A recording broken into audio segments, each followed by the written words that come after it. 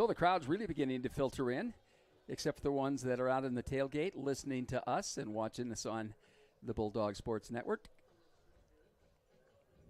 Well, we have to allow the people a little leg time to make it in from the tailgate. Tailgate's packed again, and I noticed College of Idaho had 3 or 4 tailgaters back there, which is good to see.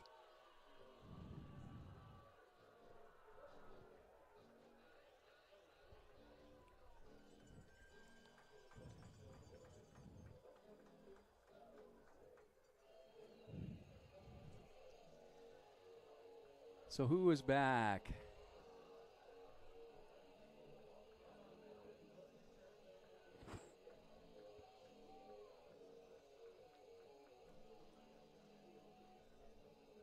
Looks like Shook is back. And the guy who returned a kick for a touchdown last week. Tanioka. Yeah, he's back. He's deep.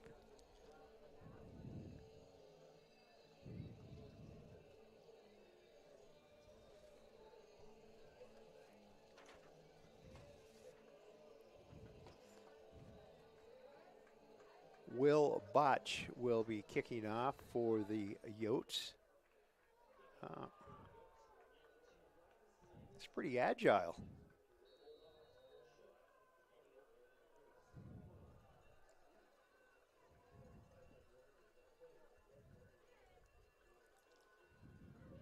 And we are underway.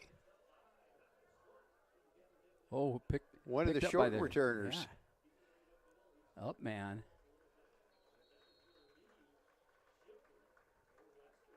And that's number 57.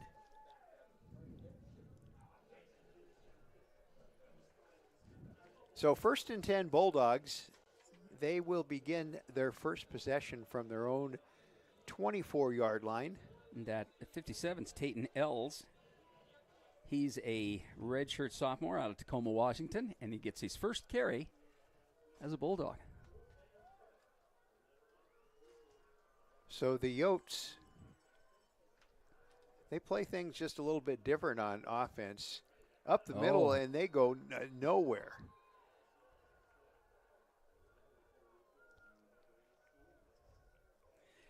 Three-man front for the Yotes, and then the linebackers and the defensive ends. And they lose 1 yard on it, so it's 2nd and 11 for the Bulldogs, their first offensive possession. We are underway from Bulldog Stadium in sunny Dillon, Montana. A lot cooler than it was last week. Palandri back to pass. And catching the ball for the Bulldogs is Dylan Shipley. Picks up big yardage, and it's 1st and 10, Montana Western.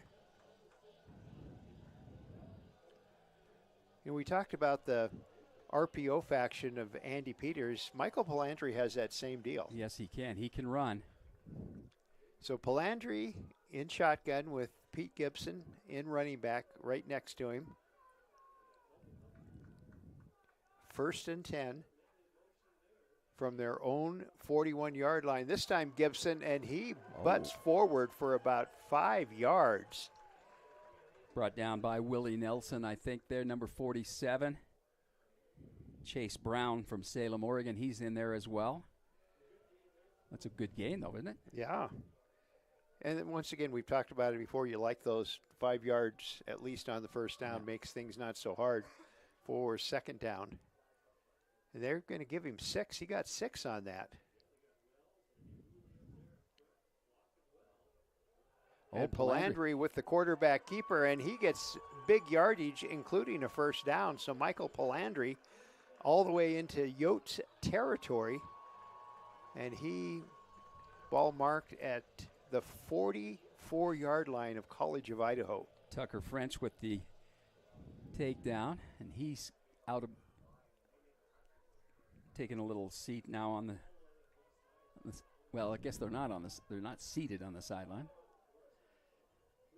The benches are on this side or right behind where we can't see where the fence is. Yeah.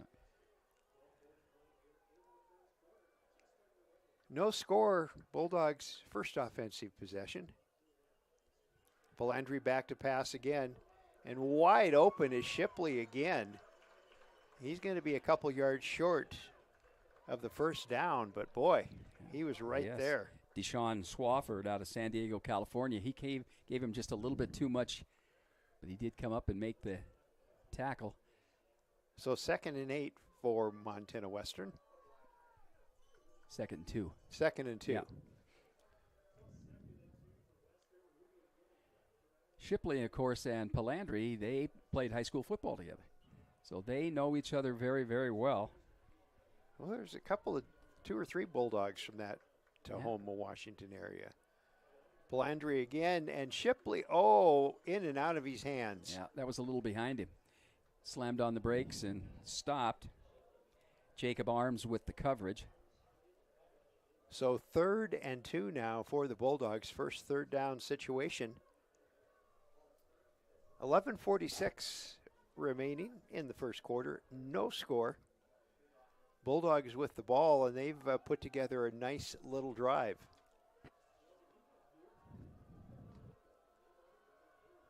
A couple of backs in the backfield. Palandri hands off. Nope, he goes back and pass. And that's touchdown. Eli Norse. Eli Norse with the Bulldog touchdown. great. And the Bulldogs on the board first. And did you notice I didn't say Ryan Norse this time? He caught that right in stride. Little breakdown maybe on the coverage by the Yotes. And the Bulldogs on the scoreboard first. They lead 6-0. 11:39, if you're keeping track. 11:39 is when the touchdown happened. Palandri to Eli Norse. And the PAT is good, Mr. Reliability there. John Mears does it again. Okay, 11:39 left to play in the first quarter. Bulldogs on top first. They lead the College of Idaho Yotes by a score of 7-0. Back with more on the Bulldog Sports Network.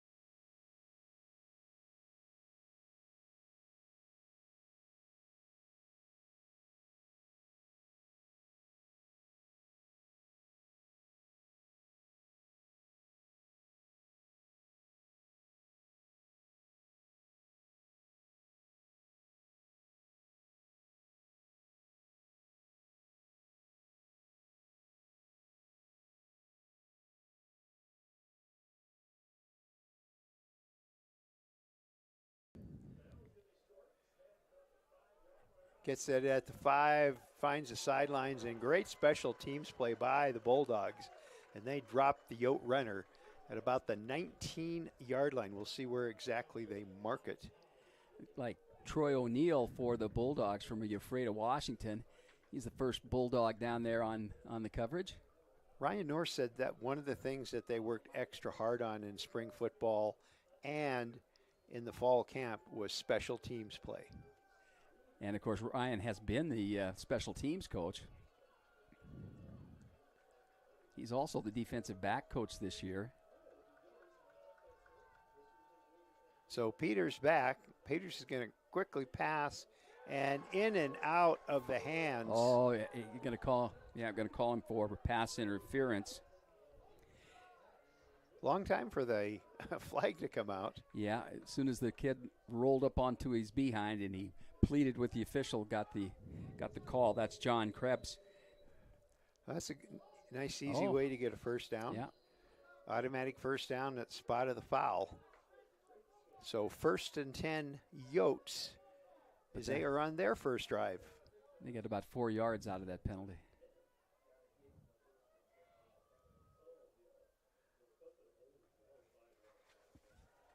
Peters, breaks away from one tackle, but not from another one. The Bulldogs read that one well. He may have lost a yard there. He went down right. Yeah, well, that would have been nice if the end would have been able to pull him down there in the backfield. I think that was Landon Charlton in on the stop first for the Bulldogs. So it is now, it's not fourth down, is it? Second down. There we go. Second down and 12 for the Yotes. Peterson back to pass again. Peterson chased out, and way over the head of the intended receiver, but Peters was hit just as he was throwing. And again, I was wondering which one of these teams would be able to step up and get pressure on the quarterback, get him, make him run a little bit or throw off balance. Well, both these games last year that they played were tight. Oh, yes. 7-point loss in the playoff game and a 2-point loss to the Yotes in the first game of the season. Peters back. And here come the Bulldogs again. And he's got a receiver. He's got and they're going to and that was pass interference. That was, you could see him tugging on his jersey. Got to hold him back a little bit, huh? So 2 defensive mistakes give the Yotes nice field position. So the Bulldog defense has pushed him back, but the Bulldog defense has shot themselves in the foot with 2 costly pass interference penalties. Extending that drive. Now he's out to the 36-yard line.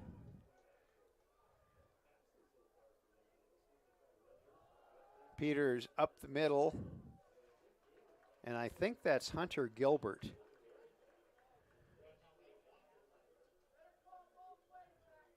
Yep, Hunter Gilbert in on the carry for the Yotes, and he picks up nice yardage, 5 yards. 2nd and 5 now for College of Idaho. It's from Tigard, Oregon, just down the interstate from Portland. So they're going to say it's 2nd and 6, and here comes a little blitz. And, nice defensive way by the Bulldogs as the pile gets up. And off James Oakes is there. Keegan Mufich. And they just did not let him go very far. Picked up maybe a yard or 2, and it brings up 3rd and 4. It's Swank down here to the right for the Bulldogs.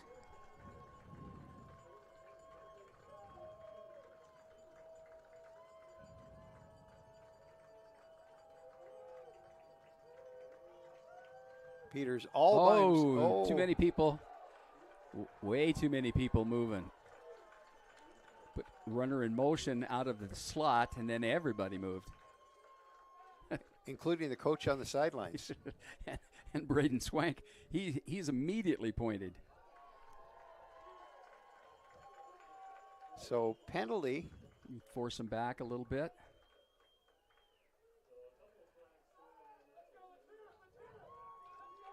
So now it becomes 3rd and 9.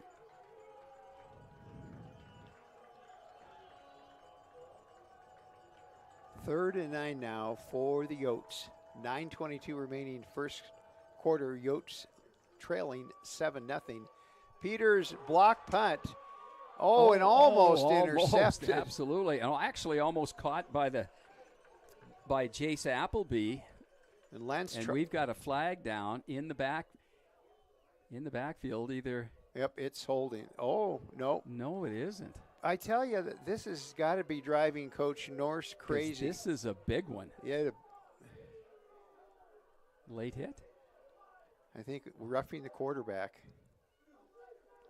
Can't be. Hit the ball. Now, remember, there's challenges out here. But they're not going to tell us what the penalty was. No. Right in the middle of the field. There, 1st and 10. They did again. Man in motion, and then a wide receiver jumps. And he's jumping right into Braden Swank's face. Braden's not that intimidating with No. his facial features, is he? No, he is a great cover and a good tackler. Very exuberant. And here comes Ryan Norse. Flags all over the place. Yeah. But that one is an easy one. You just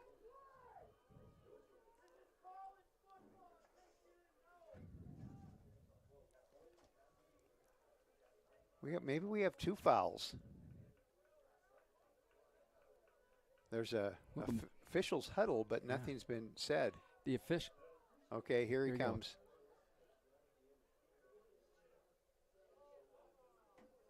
How can that be? Illegal. He called them both on Western.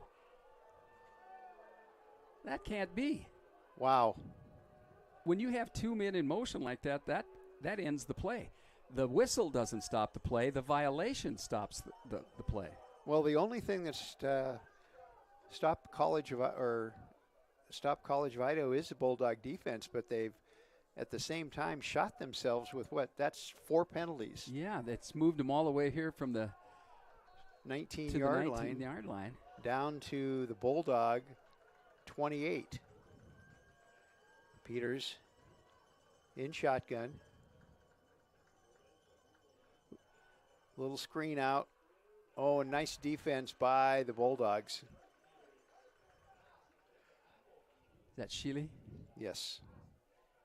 J.K. Shipley, the senior from Montrose, Georgia.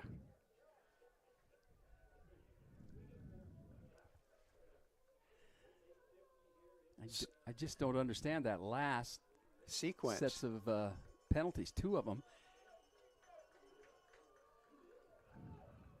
Did he line up offside maybe? Oh, got wide open. Going to get a first down there. It had me fooled. I was looking over here, and it was happening on the far side. So the Yotes taking advantage of Bulldog penalties to move down the field, and they are in the red zone.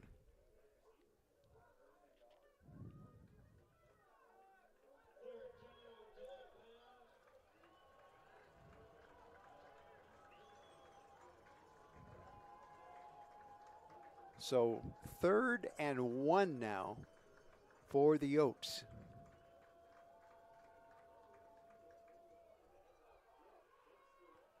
Right into the strength of the defense. Hunter Gilbert, and he picks up the first down.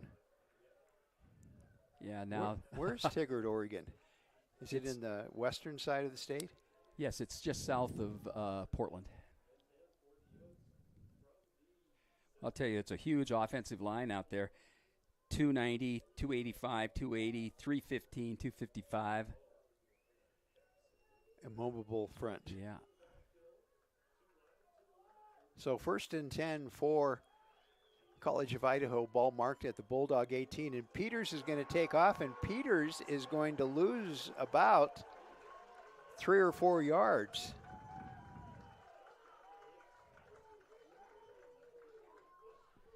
The Bulldogs are playing great defense, except when they shoot themselves in the foot with a silly penalty. Keegan Mufich with the tackle there behind the line of scrimmage. So it is. It's about 2nd and 13 from the Bulldog 20. College of Idaho. Andy Peters all by himself. And a quick out. And a quick out results in a quick. Nice tackle. Aiden Prado. He went right past the block. He and the ball hit about the same time. Yeah. Timing is everything. You know, I think that one thing that I've noticed last week, I think the Bulldog defensive backs, they close up pretty quickly on the pass receiver. So 3rd and about 15 for a Yote first down. Peters and Hunter Gilbert in the backfield. Peters finally finds somebody, but not enough for a first down. Brought down by Aiden Prado. And he picked up good yardage, but not enough. Now, do you go for it this early? I would. Okay. Well, I think they're listening to you because they're not. The special teams is not coming out. They are not going to listen to me very long. They want to win. So it's 4th and 6. I wouldn't be surprised to see Peters go on this. Yeah, me too. But he's short to the first down. So good defense by the Bulldogs. Leading the way is Brady Mounts. Brady Mounts, also Brendan Swank. Braden.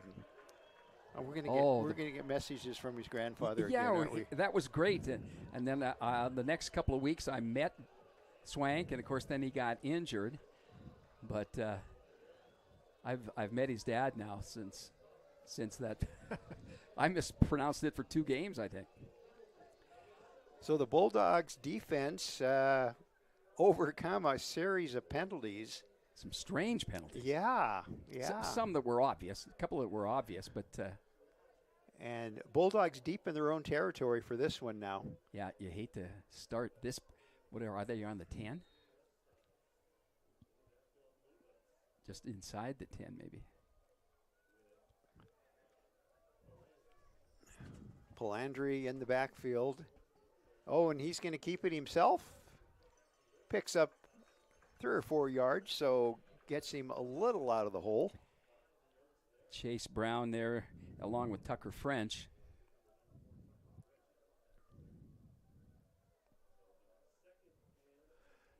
So 2nd, and we'll call it a long 8 for Montana Western. Let's see if we don't get a little Jake Humphrey here. The 3-headed quarterback attack of the Bulldogs. Oh, he's Palandri rolls out. Yeah, he's in bounds. And he catches it for a Bulldog first down. That's Shipley. I think just for a second I thought it was going to Jake Humphrey as he came out of the backfield. So Palandri looks to the sidelines. These guys don't have mics and headsets in their helmet like the NCAA guys do. We do have the instant replay, though. And at the end of the 2nd and 4th quarter, we have a 2-minute timeout. Palandri. And is that Humphrey? I think so. And he didn't get much. No, but he took on 3 tacklers. Jake Humphrey is our leading rusher here for the Bulldogs this year. Well, and his dad's going into the Hall of Fame later on today. Jim Bob, famous for the helicopter move.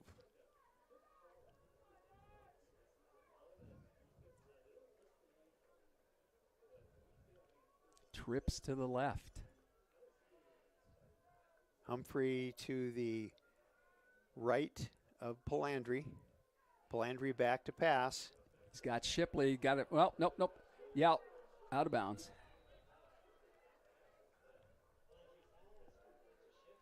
That was really well covered. They double teamed him. Yeah. Well, Shipley scored the very first touchdown in Bulldog Stadium last weekend, early in the ball game. Jake Armas and Tanner Steele back there with that good defensive. They were stingy. They stayed with him. So Palandri looking for last minute. It looks like the play got changed. It's 3rd and 8 for Montana Western. Palandri, to Jake Humphrey, the outlet, and he picks up the first down. That's nice to have that little safety outlet. Who's tough as nails.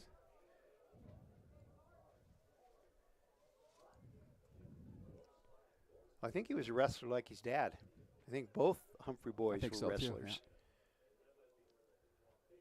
Do we have another penalty? Yeah. Oh, we're gonna take the results of the play. Just ignore that. This is Flag Day. Oh. What's that, our 7th penalty, and we're not done with the first quarter yet? 3:27 remaining. Bulldogs with the ball and leading 7-0. They stop the Yotes in the red zone on 4th down. Little bump and run here on the right. Humphrey, he finds more yardage, and he picks up about 6. Yeah, Jacob Arms is now locked up on Dylan Shipley. And, of course, that old football adage, the run sets up the pass. Yeah. This time, though, they didn't run the ball very much and early. Sometimes the pass sets up the run. So Shipley going way out to the one side. John Kirkley and Eli Norse right down in front of us. Palandri and Humphrey in the backfield. And Palandri back to pass. Oh, and look at him go. Oh, he got it. That's Dylan Shipley. Dylan Shipley just broke his coverage like crazy. But he's going to be a little bit short because he caught the ball and went right to the ground. Still a good play. Yeah, still a good nice play. Pass. Yeah. And Shipley's coming over, getting the congratulations from his team. That's quite the weapon when you've got an All-American on the other side. Yeah. Look out for that All-American right now. He's wide to the right. 1st and goal, Bulldogs. And Palandri is going to carry it in himself for the 2nd Bulldog touchdown. So the Bulldogs hold Yotes on a 4th down play, deepen the Bulldogs' territory, and then march the entire distance and score. And it's 13-0 Montana Western. And the very reliable John Mears out for the PAT. I'll tell you, that stand down here, significant. Somebody's got to be pretty happy with the defense down there.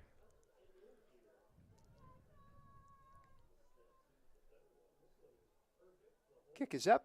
Kick is good. And like Ryan Norse said, they raised the fence or the net a little bit. Net a little bit. Yeah. Okay, from Bulldog Stadium, there is 1:46 remaining in the first quarter, and the Bulldogs on top by a score of 14-0. More Bulldog football on the Bulldog Sports Network. Montana Western, our flexible schedule and focus on learning through experience are just right for your world today. Experience One, where you take one course at a time for 18 days and then move on to your next course, is designed to work for you, whether you plan to come to campus, want to stay close to home, or if you need to earn your degree while working or raising a family. And Montana Western is the most affordable university in Montana. Experience the difference, only at University of Montana Western.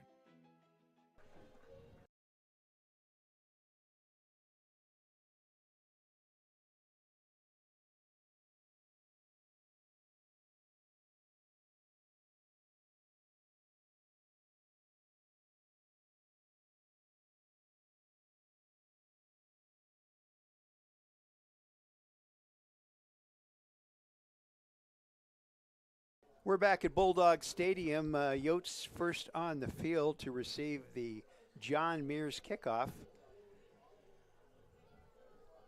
Bulldogs lead 14-0.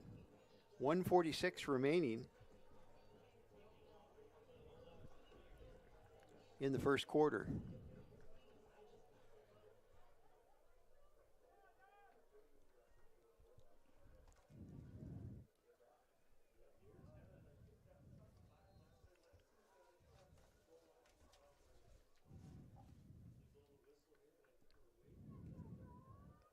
Mears is 10 for 10 and a field goal. Good opening start. Yeah.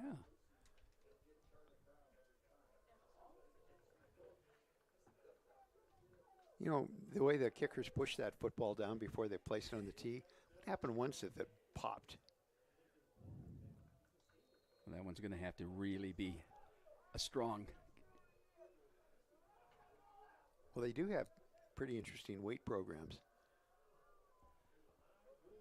High kick starting at the 7-yard line. and he goes nowhere. Almost to the 20, though. There have been 5 Bulldogs. Yeah, there was a gathering of dogs. I'd call it a committee, but committees don't get much done. And those guys did. True.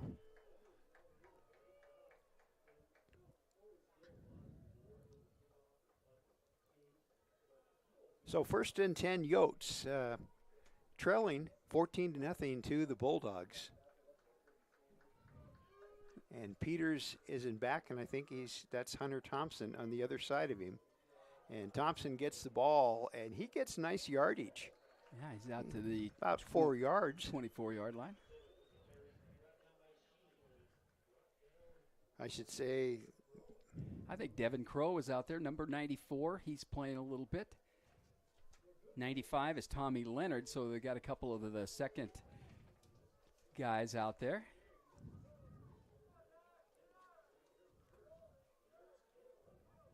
.110 left to play. First quarter, Bulldogs lead 14-0. Yotes with the ball, 2nd and 5 from their own 25-yard line. Threw it away, and it's going to be good. Oh, it's not good. Oh, Braden Swank. Yes. I thought Peters was about to be the luckiest guy in town. Off his back foot, falling down, threw it. That should have been complete. Good coverage, though.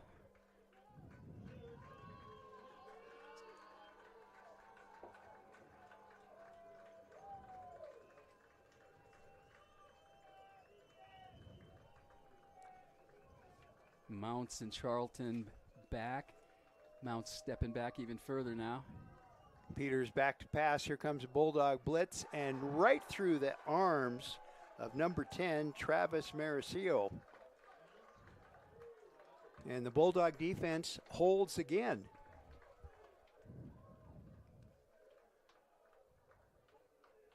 So this will be the first punt for the Yotes. Josh Horn, I believe, if we read by the... And Eli Norris back to return. Yep, that's Josh Horn ready to punt for College of Idaho.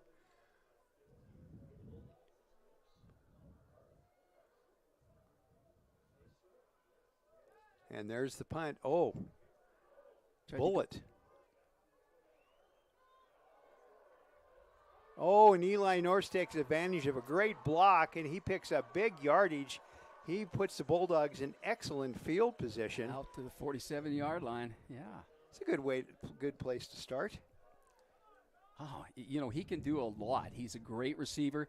He runs well after the catch. He's a great return man, but we do have a flag.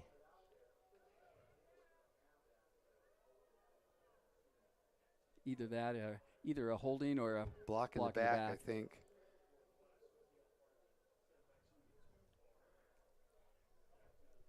So the Bulldogs still decent field position.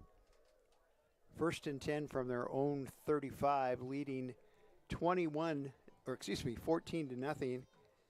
And I think we have a media timeout. And why don't you go through what else is happening in the Frontier today? Well, right now, the Frontier Conference, College of Idaho, of course, here in Dillon. Rocky Mountain College is in Helena to play Carroll College. Arizona Christian is at Fort Lewis College. And Arizona Christian coming into the Frontier Conference. They came in last year. Yeah. They came in last year. And Whitworth University is at Eastern Oregon. And finally, number 23, Southern Oregon, is at Simpson University in California. And Simpson is the other team that is coming in next year. Along with all the leftovers from the DAC-10. So they're or the really North Star. Expanding the Frontier Conference. Of course, when College of Idaho came in, that expanded very quickly because that is an excellent recruiting area, great place to coach, outstanding coaches. Well, you know who the first College of Idaho win was against in their Frontier Conference? Yeah. Montana Western. Yeah. And, of course, they beat the Bulldogs twice last year, including that stunning game here in the second round of the playoffs. So 1st and 10 Bulldogs from their own 35, Palandri. And back. Norris was in motion. Now Norris is, Oh, that's Shipley. Shipley brings it out to about the 45-yard line. That was John Kirkley. John Kirkley. John Kirkley, the junior redshirt freshman from Dillon. And he played pretty well last week, played very well last year. You know, there's a couple of former Dillon Beavers on the College of Idaho roster, too. Yeah, I saw that. Zach McRae, Beaver coach, was very happy the fact that he's had so many of his Beavers were playing college football. A big hole there across. That's Pete Gibson. And that's the end of the first quarter. So with 1 quarter in the books, our score is Montana Western 14, College of Idaho nothing. We'll be back with the second quarter after this message on the Bulldog Sports Network.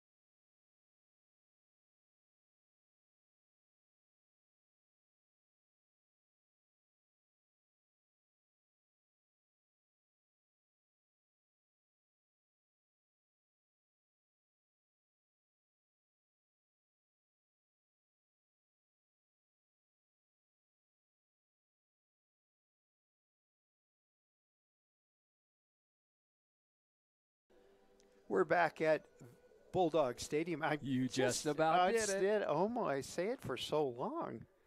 Bulldog Stadium, and the Bulldogs with a 1st and 10 from the Yotes 49-yard line. Palandri back to pass.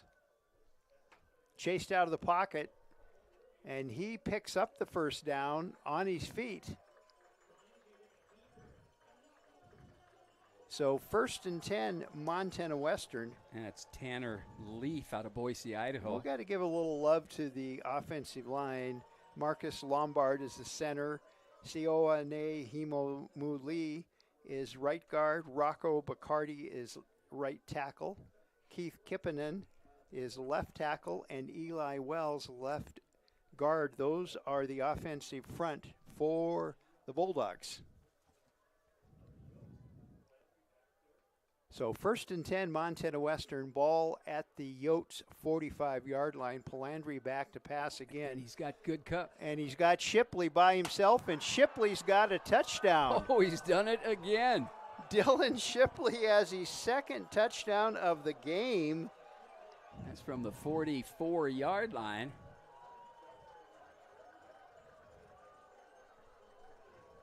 Shipley just outraced all the Yote defenders. And Palandri hit him in stride, much like the touchdown pass to Eli Norse. Mirrors out for the PAT. Notice there's no net at that side. Let's see if it goes over the berm. Well, somebody back there's got their hands up saying, kick it to me, kick it to me. And they did. They kicked it to them. Wow. I don't know if that was planned, but It's 21 for the Bulldogs, 0 for the Yotes. We'll be back with more second quarter action on the Bulldogs Sports Network. Montana Western, our flexible schedule and focus on learning through experience are just right for your world today. Experience One, where you take one course at a time for 18 days and then move on to your next course, is designed to work for you, whether you plan to come to campus, want to stay close to home, or if you need to earn your degree while working or raising a family. And Montana Western is the most affordable university in Montana. Experience the difference, only at University of Montana Western.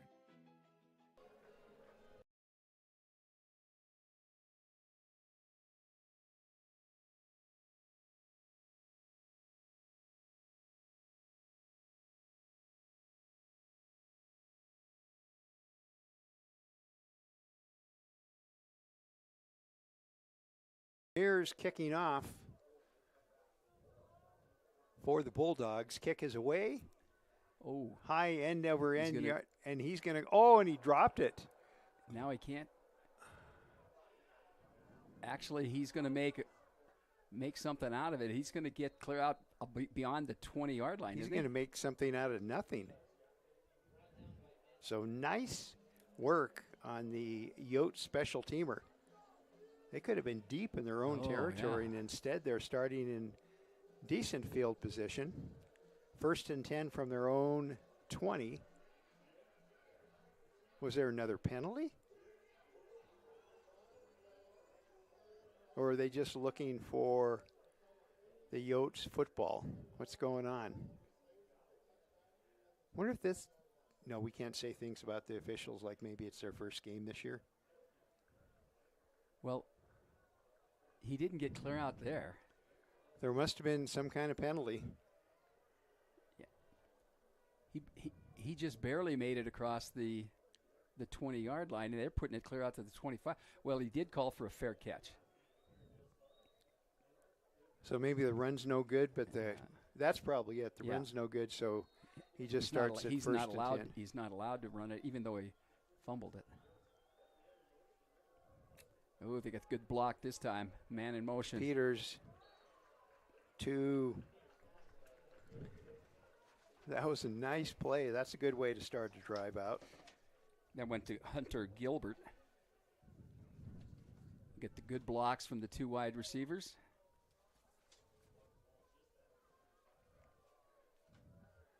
So 1st and 10 Yotes trying to get something going to counter the Bulldogs. The Yotes trail 21-0. Peters back, and he's going to keep it himself. He's going to make the corner.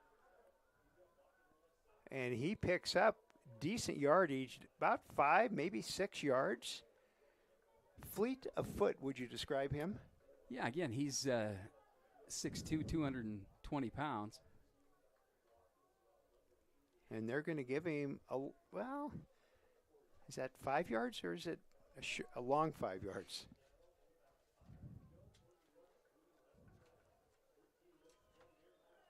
So 2nd, and we'll call it 5 for the Yotes. Oh, and wide open out there is Jace Appleby. There was no Bulldog defenders around him. Mounts was the closest one. And big chunks of yardage for the Yotes as they look to the end zone for their first score.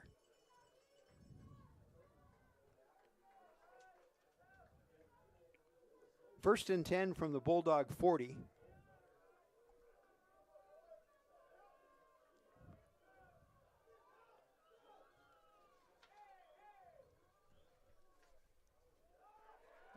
Oh, he got away. Peters trapped in the backfield, and he tried to worm his way out, but the Bulldogs just surrounded him.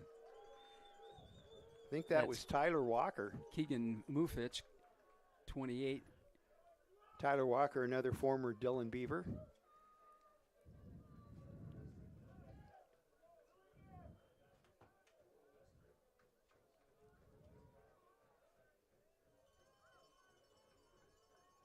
Second and 11 now for Peters and the Yotes.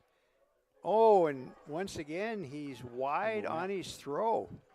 And he wasn't pressured. No. He just I don't know if the ball slipped out of his hands or he was thinking he was supposed to go further. Hunter Gilbert is spread wide out right in front of us. Empty backfield. Empty. Saying Andy Peters, and I said empty instead.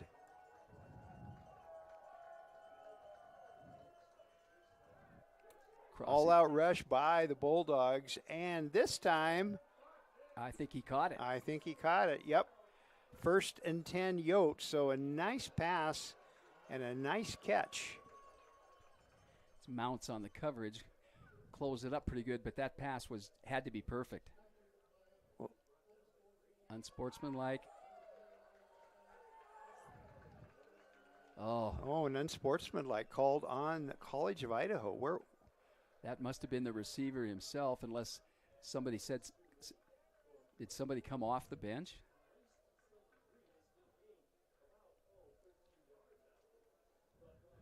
So it is now 1st and 10 Yotes. Just a couple yards outside the Bulldog red zone. Peters all by himself in the backfield. And now Gilbert comes in the backfield. Now Peters. Hunter Gilbert had a touchdown. Absolutely. Except he started to run before he caught it. He had so much daylight in front of him. I just think he just got a little excited. Yeah, he got totally through the defense. No one even close to him. And that's something the Bulldogs are going to have to work on. 2nd and 10 now for College of Idaho. Peters and Gilbert in the backfield. Peters in shotgun formation. And they hand off to Gilbert, and he picks up 3 or 4 yards. He's out to at least to the 20-yard line.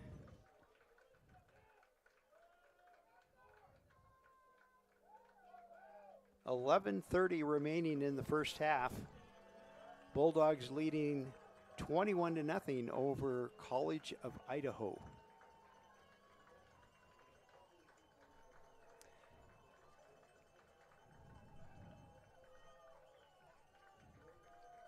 Hauser, Appleby.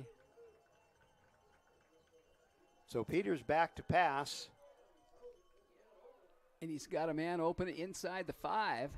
And he's got the first down, and it's 1st and goal. Tommy Hauser from Post Falls. Peters got a little pressure too, and he just stepped in and tossed it. That offensive line has kept the defense off him pretty well. For this drive, you usually don't make adjustments until halftime. But I think they did something. Yotes did some little tweaking because they're able to move the ball a lot better.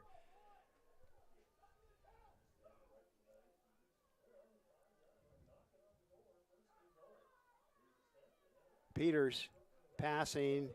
And over the outstretched arms of Tommy Hauser. Post Falls. Remember we were talking about Troy Pottinger. He and his wife were in Post Falls teaching, and he's probably watching the MSU because his son is playing for the Bobcats. His son's a Bobcat. Yeah. So 2nd and 5, 2nd and goal from the 5 for the Yotes. Man in motion. Hunter Gilbert wiggled his way out of Bulldog tacklers. They said he wasn't in? Yeah, he was in, wasn't he? So the Yotes on the scoreboard. Or are they? I was sure he was in. Well, they've got their blockbuster offense there. 3rd down and goal. Peters a high snap, and Peters goes in all by himself for the College of Idaho touchdown. And we got a penalty. I tell you, it's a flag fest, Flag Day.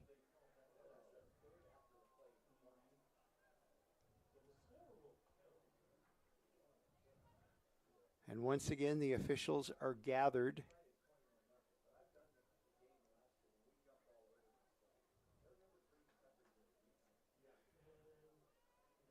So again, we await the officials. Can't hear them very well because they put the window in.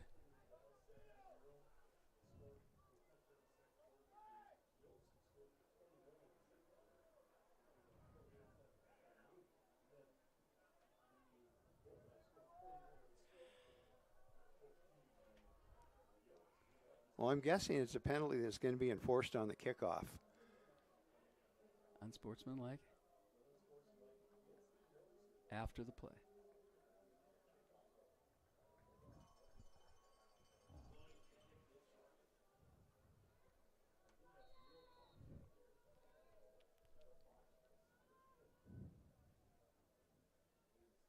Will Botch kicking and kicks it good. So with 9:44 remaining in the first half, it's Montana Western 21, College of Idaho 7. Back with more football on the Bulldogs Sports Network.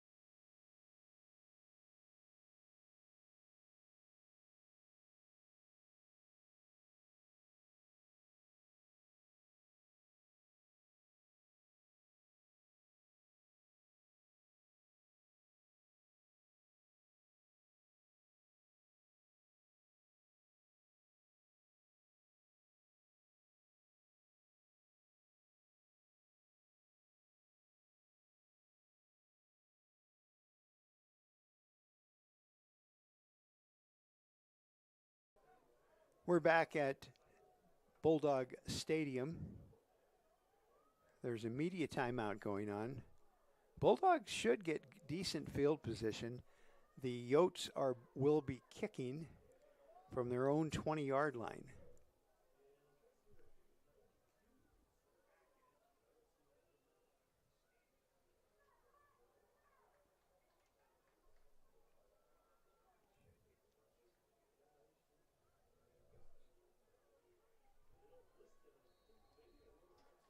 Well, 92 is not listed as a kicker on the depth chart we got from College of Idaho.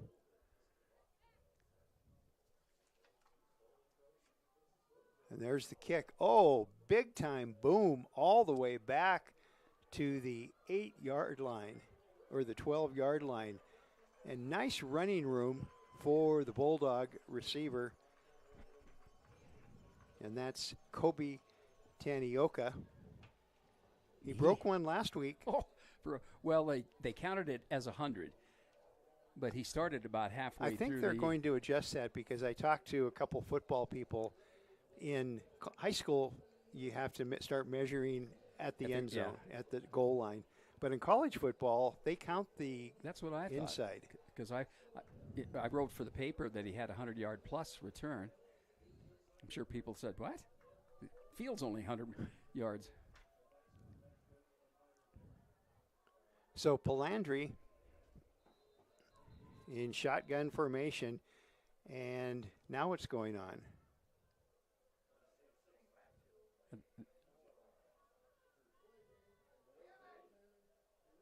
Delay of game.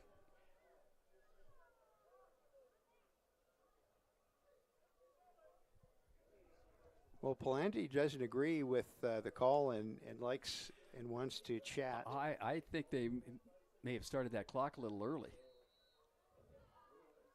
So 1st and 15 for the Bulldogs, leading 21-7. Palandri fakes to Curvin and hits Eli Norris all by himself out there, depending on where they mark it, whether it'll be a first down or not. Yeah, he's a little shy.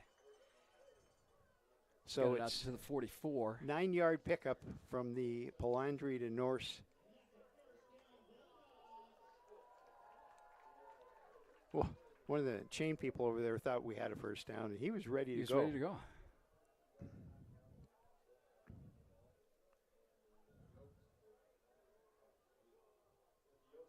So second and a 1.5 for the Bulldogs for a first down.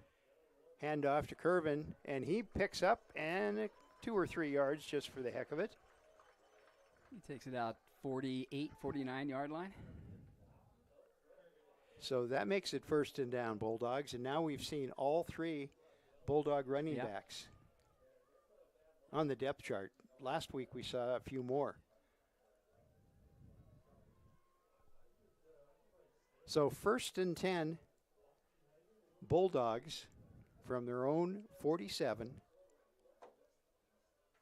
Norse in motion. Palandri back to pass quickly to Shipley. He almost got away from Jacob Arms. Arms with the good strong hands and clutched that jersey. So the Bulldogs had scored with big bombs. Now they're kind of moving down the field with some short passes. And we have more discussion going on. Okay, here we go. 2nd and 4 now for Montana Western. Ooh, and Luke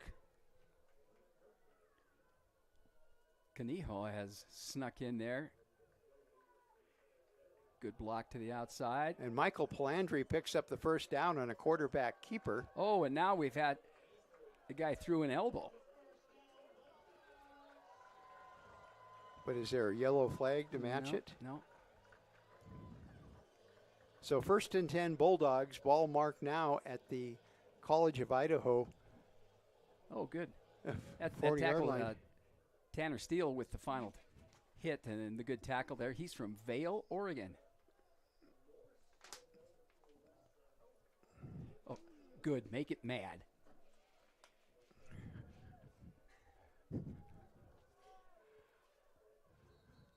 Oh, I think there's motion. Oh, the Bulldogs called timeout before the play. Yeah, so we have a timeout on the field.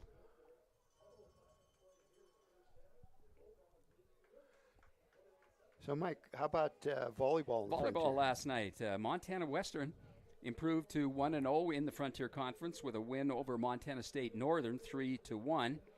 Rocky Mountain College, which is receiving votes, they beat Montana Tech, another team in the Frontier Conference receiving votes in the NAIA polls. They won 3-1. And Providence beat Carroll College. Providence number 15 and Carroll College receiving votes. That game, though, that also ended up 3-1.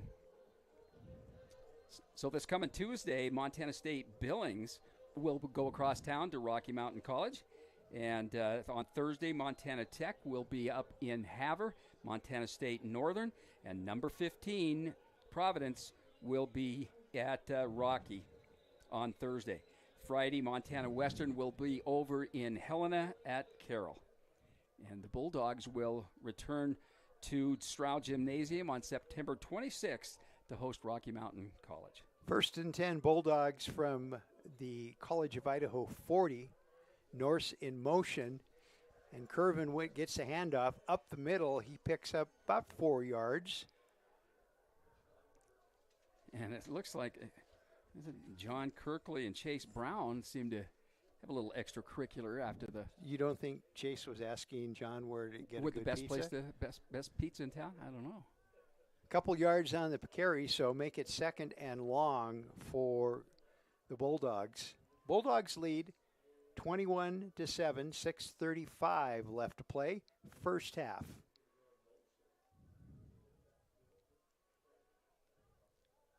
Palandri, wide open to Kanoka. And did he pick up the first down, or was he thrown out first? Tanioka thrown out again. I think that's Jacob Arms. We called his name quite a bit. He's in coverage a lot. So 3rd and about 3 for the Bulldogs.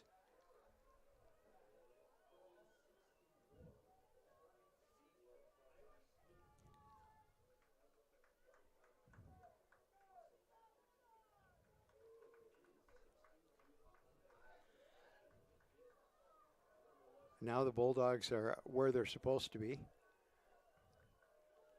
Norse in motion, handoff. Oh, nice defense by the Yotes. That's Willie Nelson coming off the edge.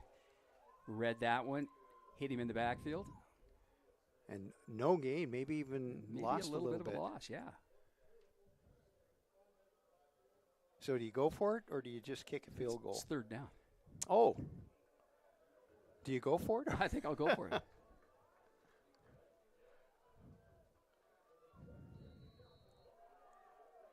You better get going, guys.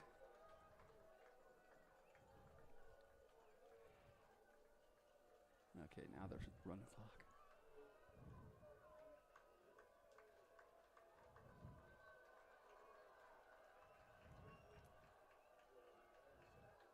Palandri back to pass. Right over the outstretched arms of Kobe Tanioka. And they knocked Palandri down. So John Mears will come in to try a field goal.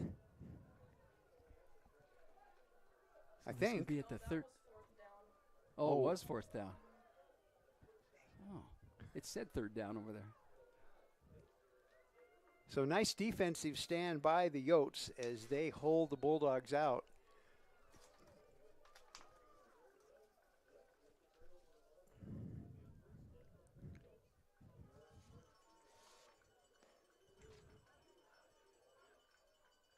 .5:38 remaining, first half. Yotes trailing 21-7. Well, he got back to the line of scrimmage. Is that Hunter Thompson again? Or do we have a new running? Oh, yep, Hunter Thompson again.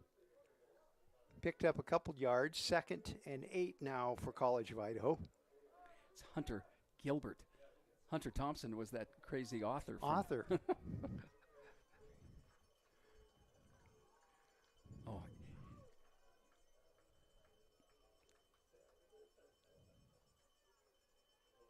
So Peters quick out. Got good blocks by the wide receivers. And he picks up the first down.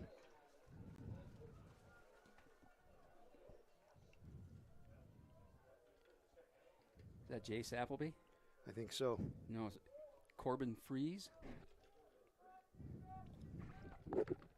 So 1st and 10, Yotes, and whatever plagued the Yotes in their first few possessions, they're not bothered by him now.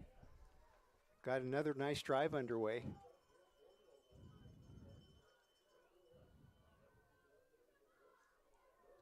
And Peters with the quarterback keeper. That's Devin Crow. Oh, Devin Crow took down the running back, but the ball went to the opposite side of the field. That was a good call. Well done. So Peters picks up the Yote first down, and they are now in Bulldog territory at the 45. 4:06 remaining first half. And the Yotes trailing 21-7. Look like they have a little drive going together.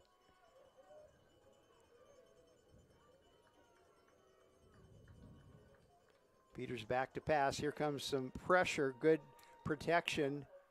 Oh, almost intercepted right through the hands of the Yote receiver and almost into the hands once again of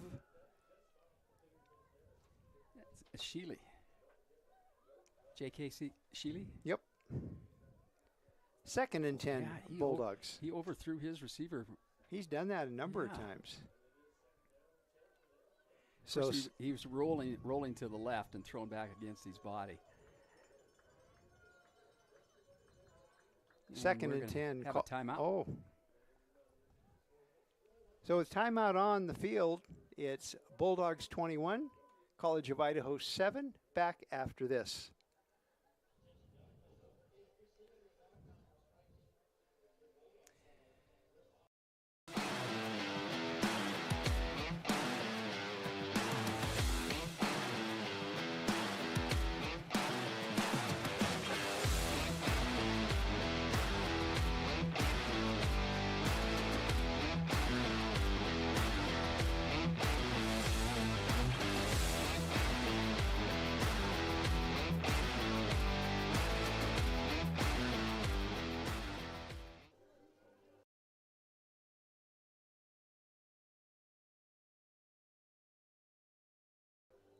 We're back to Bulldog Stadium.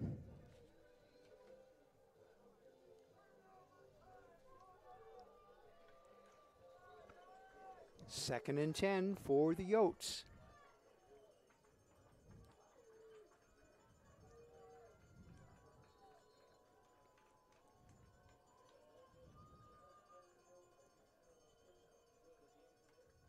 Uh-oh, jumped. Offensive guard on this side jumped.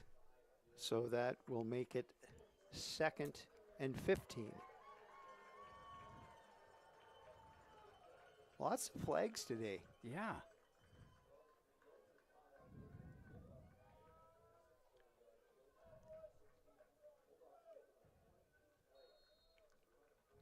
Peters, it lists him here from Timberlake High School in Boise. I don't think there is a Timberlake High School. There's a Timberline High School.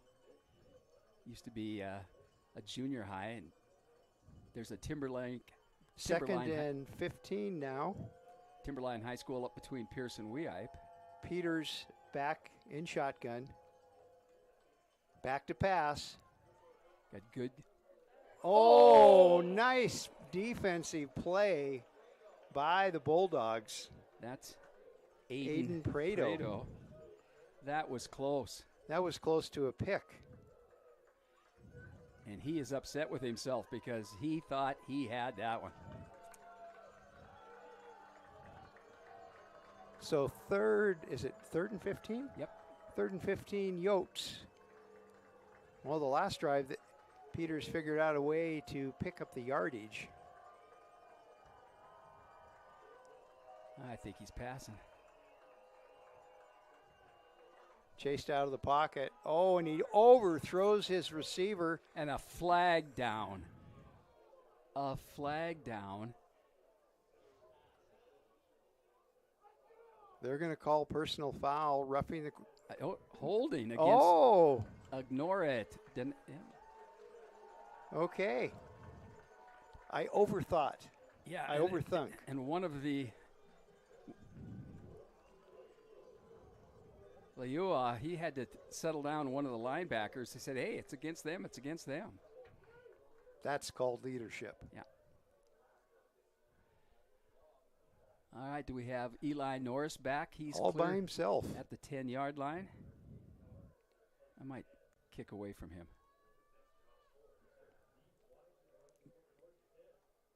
And he did. It goes through the end zone. He was trying to get that corner. Came really close. Good try. But the Bulldogs leading 21-7. Our score, and there's 3:29 left to play in the first half.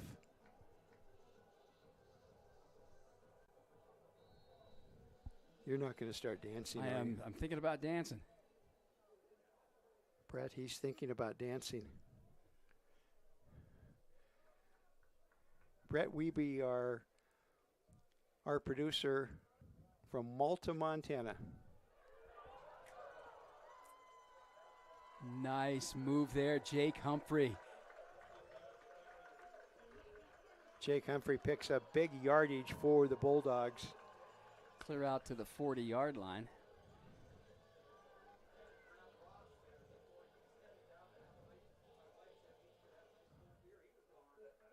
So first and 10 from the Bulldog 40 for the Bulldogs.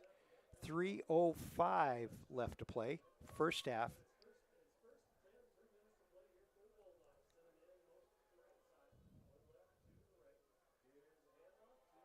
Humphreys up the middle again. He picks up about 4. So it looks like the Bulldogs trying to get that running game back in vogue again.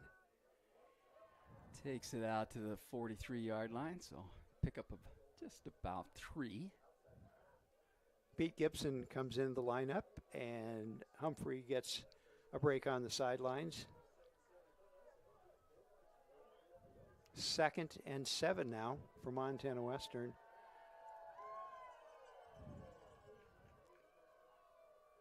Pete Gibson gets big yardage. Now a flag down. There, I think they're going to That's holding. Get an offensive lineman for holding. And Pete Gibson just kind of says, oh, no, that was a good run. Did you see that?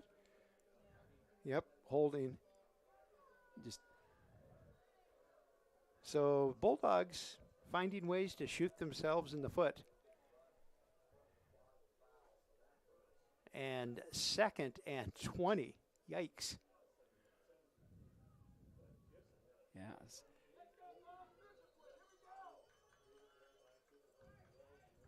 Yeah, it's 2nd and 17.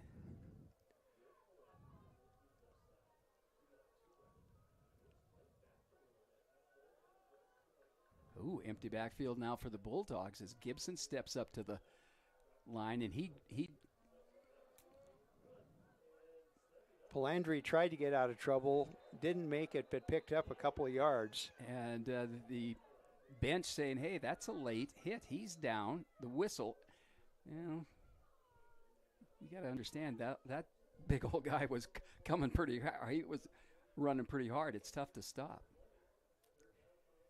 So 3rd and long, and it looks like College of Idaho called a timeout, a defensive timeout. On their staff is Art Roper, who was a Bulldog. In the 90s. We're everywhere. Also, will be. Oh, this is the 2-minute. Yeah, the 2-minute timeout at 2 minutes left. Yeah.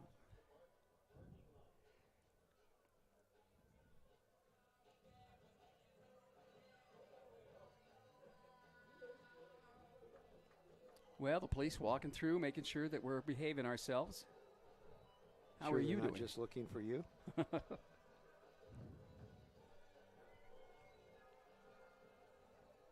Nope, I've already talked to a sheriff's deputy this morning, so.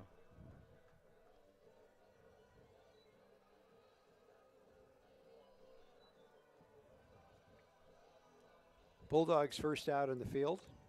Then, well, I should say the Yotes were first, then the Bulldogs. And it's 3rd and, what'd you say, 14 for a Bulldog first down? I think so.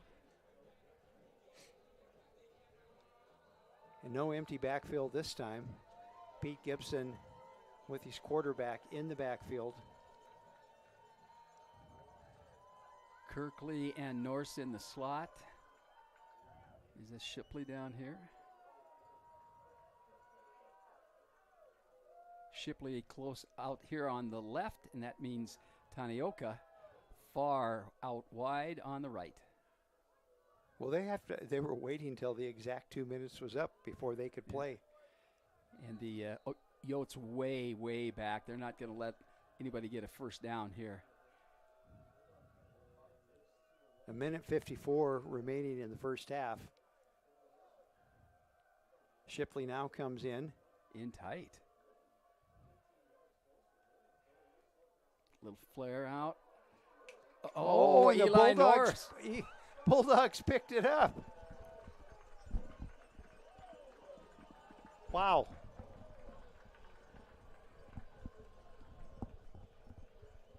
Remember Satchel Paige said he was so fast that he could turn the light out and be in bed before he got back in? Before it got dark. Yeah. Palandri chased out of the pocket. He's going to get his feet going. And let's see where they pushed him out of bounds after about a 4-yard gain. Almost 5 yards. Pete Gibson picking up the rush on the outside. Let Shipley make the corner.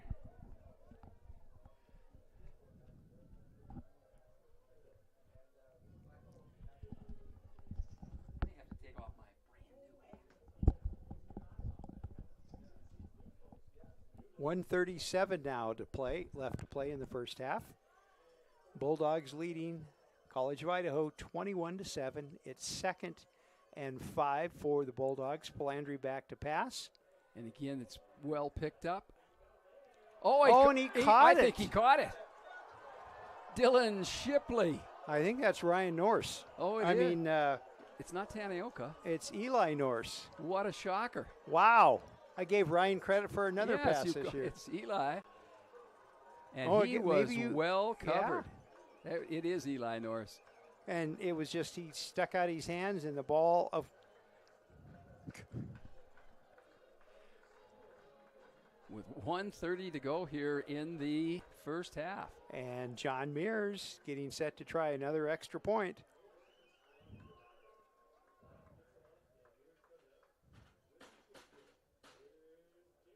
So Mears' kick is up. And a multitude of kids back there trying to catch it. Well, So 1:30 left to play in the first half. Montana Western 28, College of Idaho 7.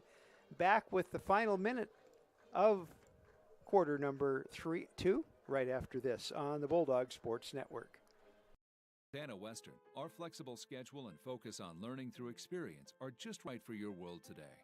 Experience One, where you take one course at a time for 18 days and then move on to your next course, is designed to work for you, whether you plan to come to campus, want to stay close to home, or if you need to earn your degree while working or raising a family. And Montana Western is the most affordable university in Montana. Experience the difference, only at University of Montana Western.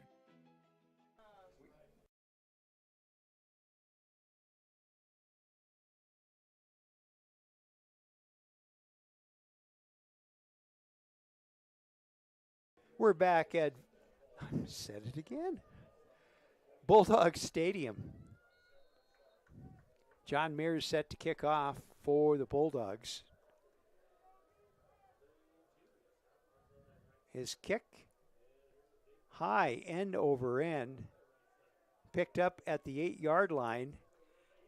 Oh, and good tackle in there. and number 35. Number 25, too, for the Bulldogs. And of course, we don't have him. It's one thing about a depth chart, it only goes So far. 1:26 left to play first half. And I'm guessing Yotes would love to get points on the board before they go into halftime. Yeah. Even a field goal.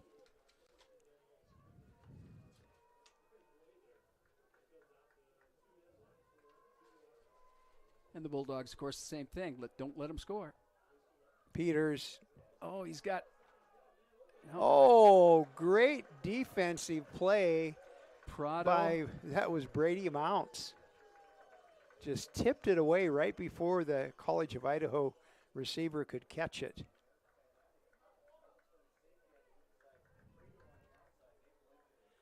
They're not taking any time. They're going to, even though the clock has stopped, no huddle. 1:19 left to play, first half. Peters back to pass again, chased out of the pocket. Now he's going to make some room, and he runs out of bounds, picking up, what, about 6 yards or so?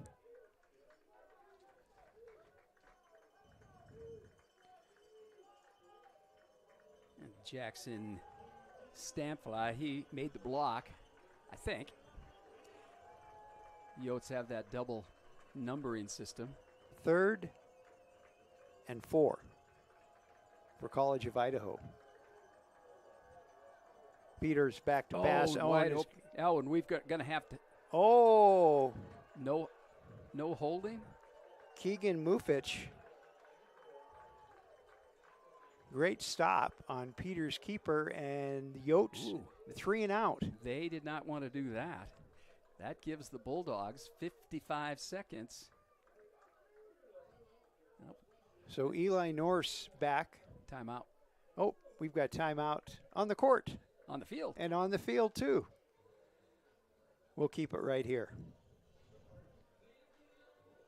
Well, again, the berm here, the Dillon JC berm, packed. Got a lot of little kids, as you say. They're all expecting Johnny Mears to kick the ball to them. And then behind the Yote bench, you got the Montana National Guard's Challenge program. They cover about 20 yards of the berm. I think it's a great place to sit. Today, I think if it starts getting cold or if it starts to rain, I don't think they'll have very many blankets and sleeping bags out there.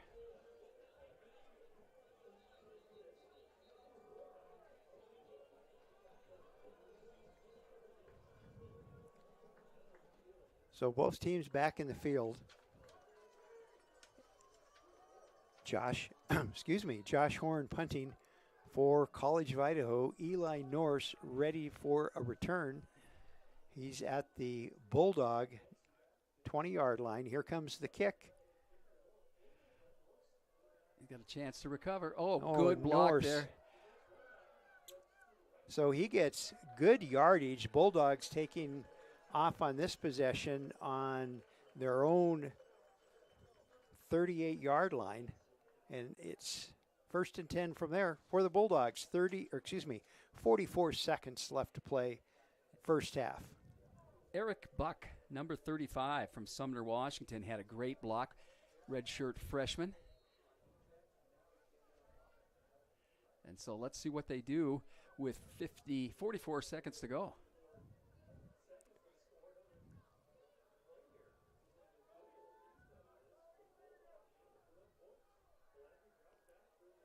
Out of bounds, get out of bounds.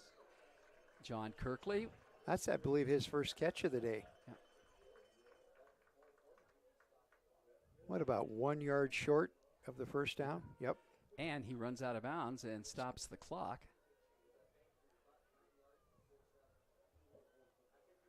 40 seconds left to play, so only 4 seconds off the clock on that last Bulldog possession. Blandry back, Kirkley in motion.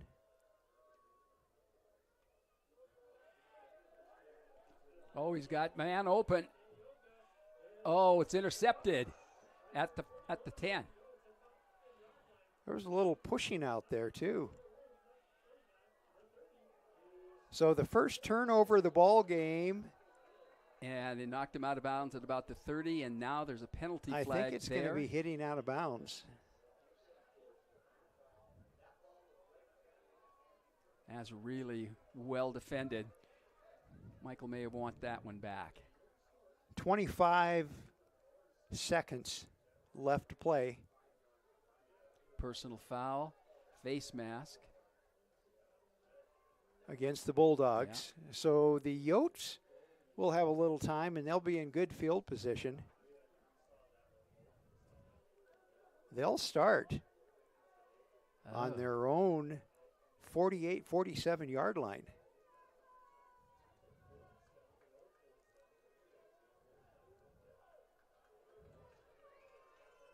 So penalties have really put a damper in the Bulldogs' attack, both offense and defense. Now special teams. Peters back to punt, pass. Oh, and he's got a good catch there. And they didn't call timeout. Jace Appleby. And where we were thinking the Bulldogs might score before halftime, nope. Andy Peter just throws the ball down to stop the clock, get some chatter from the offensive gurus over on the College of Idaho sideline.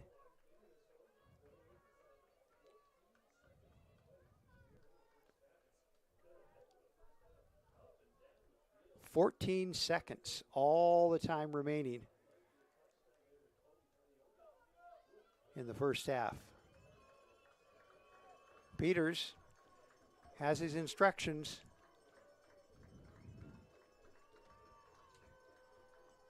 Peters back to pass. Too much time. And he caught it. And that's Travis Mario out of Tracy, California. Last time out for College of Idaho. 9 seconds on the clock. What a turnaround with a chance to get that touchdown, interception, then the penalty.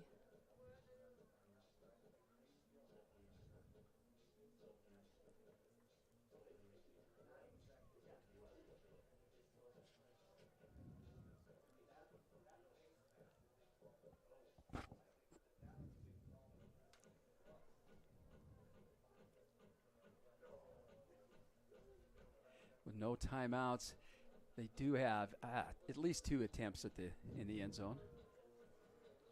I think they're going to go for it in the first one. I think it's a running play. I think it's an Andy Peters keeper. From the 4-yard line? Yeah, if he gets in, of course, it's great. If he doesn't, the clock will run out.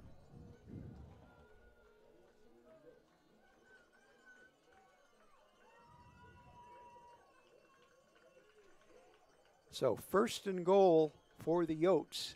He's got Hunter Gilbert in there. Peters rolls out. Oh, and he caught it, but he caught it out of bounds. Yeah. Yeah, good pressure on Peters by Tyler Walker. And again, they have one more shot at the end zone. That was a nice catch. So do you catch, or do you go for the touchdown, or do you want to put points on the scoreboard? It looks like he's going to kick it. I think so. He wants points. Will Botch from Twin Falls, Idaho, 5'11", 160-pound junior, will attempt the College of Idaho field goal. Kick is up, and kick is good. So with no time remaining on the clock, our score is Montana Western 28, College of Idaho 10. We're going to take a halftime break, and we'll be back for the start of the third quarter on the Bulldog Sports Network.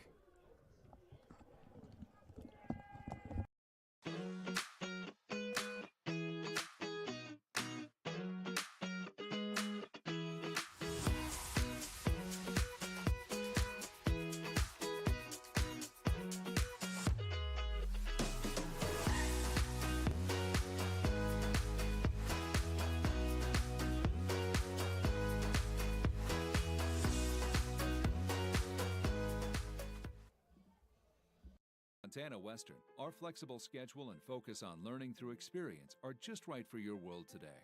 Experience One, where you take one course at a time for 18 days and then move on to your next course, is designed to work for you, whether you plan to come to campus, want to stay close to home, or if you need to earn your degree while working or raising a family. And Montana Western is the most affordable university in Montana. Experience the difference, only at University of Montana Western.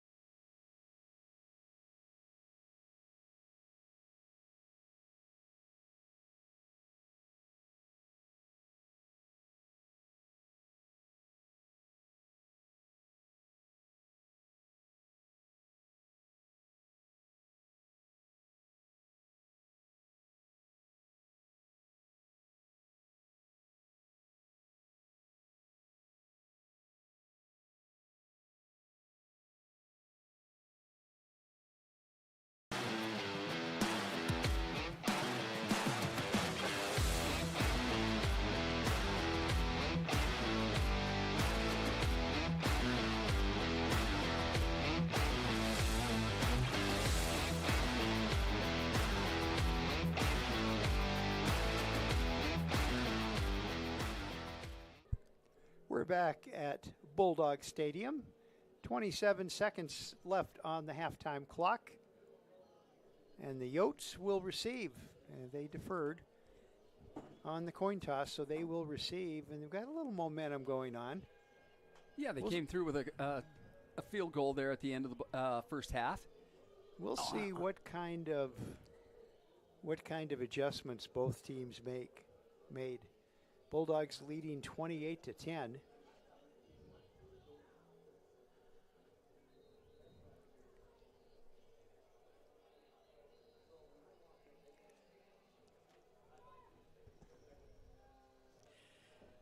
The one thing that I noticed immediately last week about the stadium is that we are so much closer to the team here because there's no track.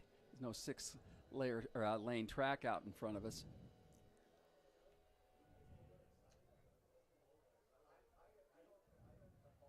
So we aren't going to have any track meets here, but I think the idea is to have lights that can light up the night sky and have concerts.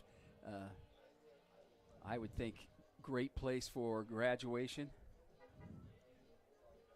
Of course, one thing about Western and graduation time, it's either really nice yes. or really cold. It could be snowy, rainy. Yeah. But on those days where it's nice. All right, John Mears to kick off.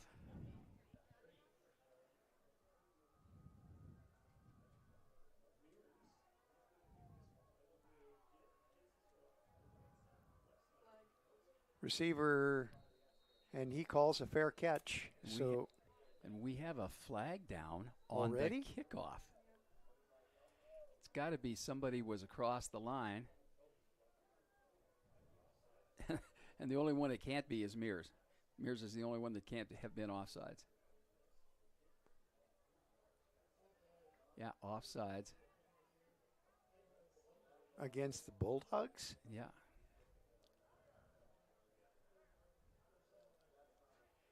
And they're just going to ignore it, put it at the 30-yard line, and play ball.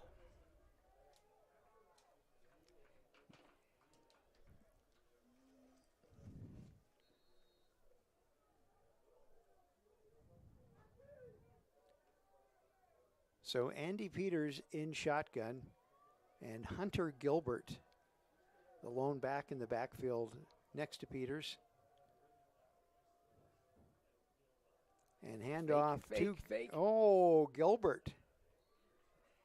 Gilbert faked it, and it's Peters taking it all the way to the 40 for a Yote first down. So I think that's one of the adjustments they had. Yeah. They saw something in the Bulldog defense that would open things up for their offense. And 1st and 10 Yotes. Ball at the Yote 40. Just underway in the second half. Bulldogs leading 28-10.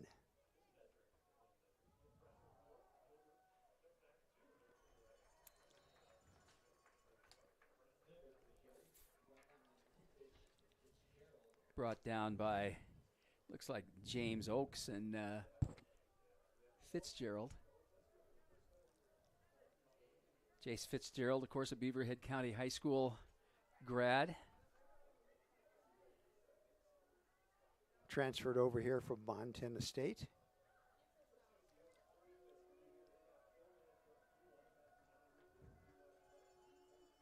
Second and 8. Thompson, he finds running room this time. He's going to pick up another Yote first down. Yeah. And the Yote offensive line having their way with the Bulldog front line. We've got a Bulldog stretched out on the field, so we're going to have a timeout. The trainer's going out there to check on him. Could we have cramps on a day like today? Absolutely.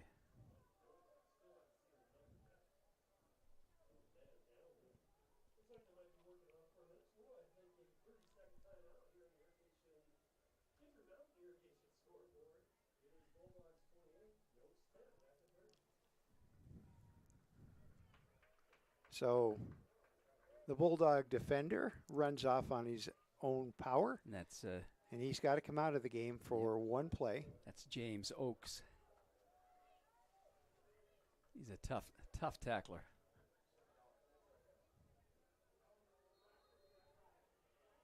First and 10, College of Idaho. Ball marked at. Oh, three-man front now for the Bulldogs. Linebackers have dropped back pretty far. Empty backfield.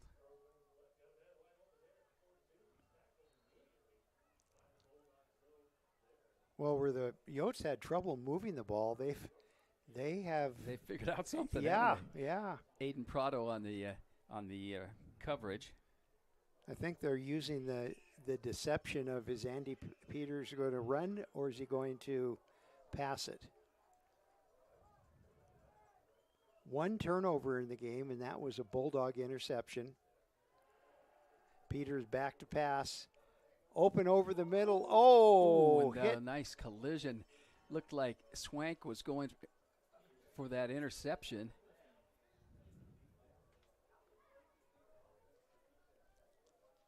And it's now 3rd and 4 for the Bulldogs.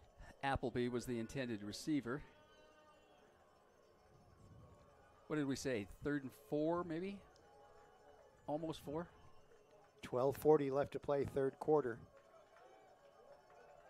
Bulldogs lead the Yotes 28-10. Yotes have a bit of a drive going on here. Man in motion. Peter back to pass.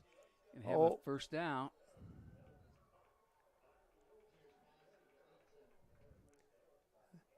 That was Mario with the first down. He's made some big catches. Yeah. And it's a Yote first down.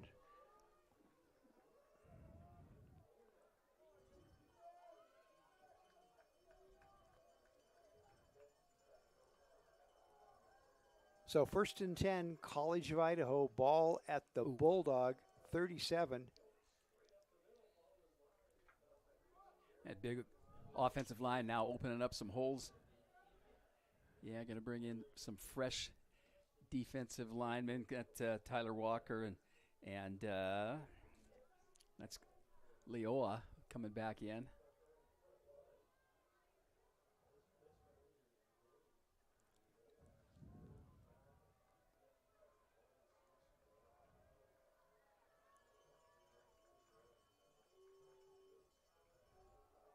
Quarterback keeper by Peter. He's going to be a couple yards short.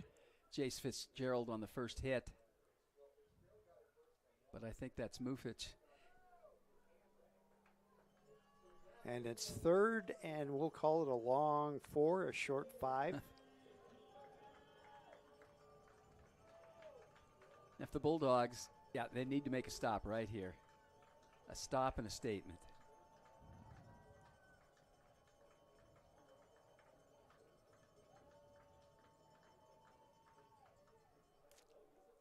First down. Ooh, he's close.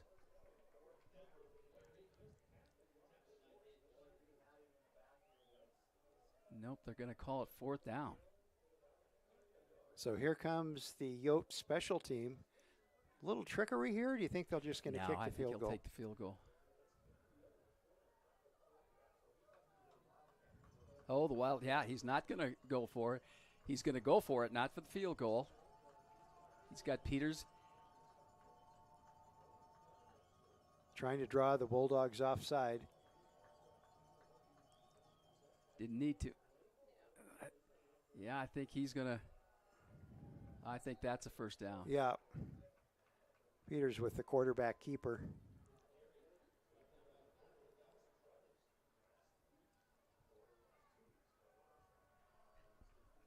And 1st and 10, College of Idaho. So he picked up a couple of yards. He picked up the first down and then 1 extra yard just for insurance.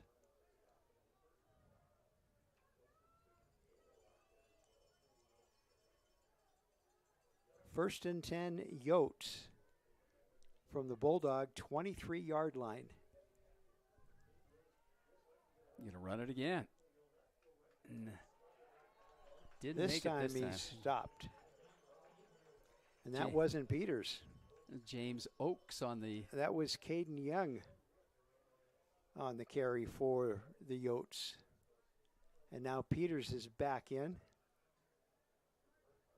So loss of a couple on that play.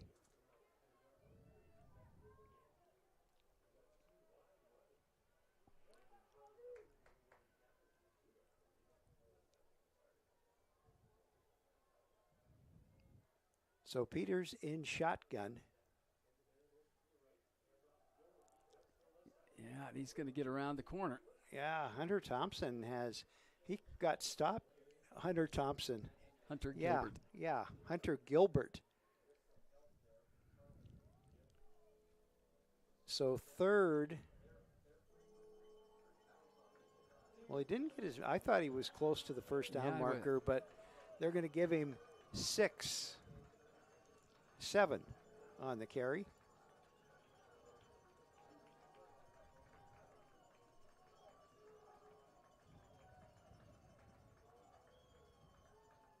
Pass. Oh. Yeah, he was pretty wide open there. Oh, and we have a penalty. Another flag. What else is new? We'll see who it's on. They threw it at the line of scrimmage, so I think it's going to be against College of Idaho, the way that the Yotes are moving.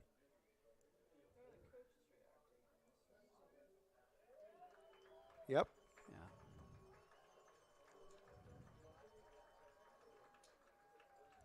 And that's going to take them back to the 31-yard line of the Bulldogs. Breathing room. Yeah, once again, both teams are shooting themselves in the foot with penalties. 3rd down and 20, I think. Almost 20. 8:07 left to play. Peters wide over the middle. Oh, and he dropped it.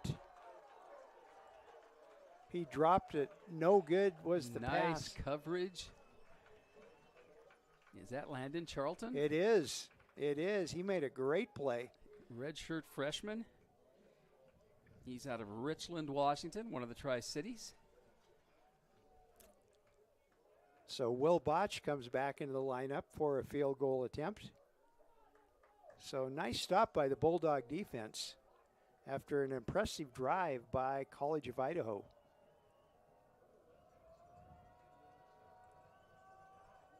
Kick is up. I think it's good. Oh, it's not. Oh. No good. It's a good thing I'm not an official because that looked good to me. So with 7:54 left in the third quarter, Montana Western 28, College of Idaho 10. Back with more Bulldog football on the Bulldog Sports Network.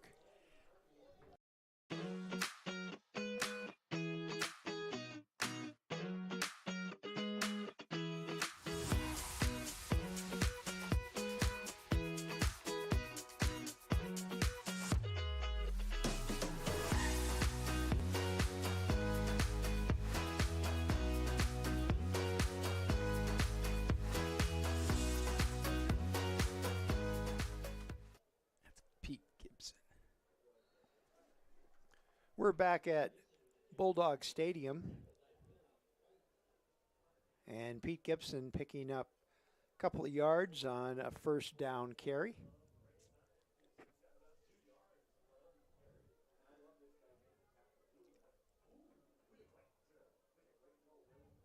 Pete looks so small out there next to everybody else, but he weighs 187 pounds. Yeah, I think it's muscle. Yeah.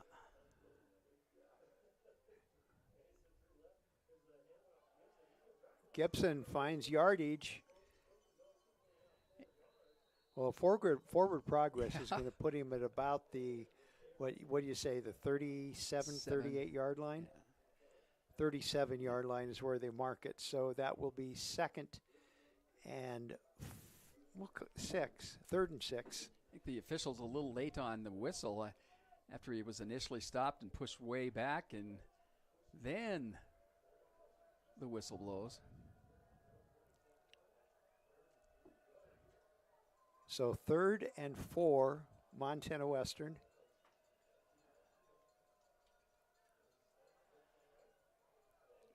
Oh. He was looking at Gibson. And Gibson wasn't looking at him.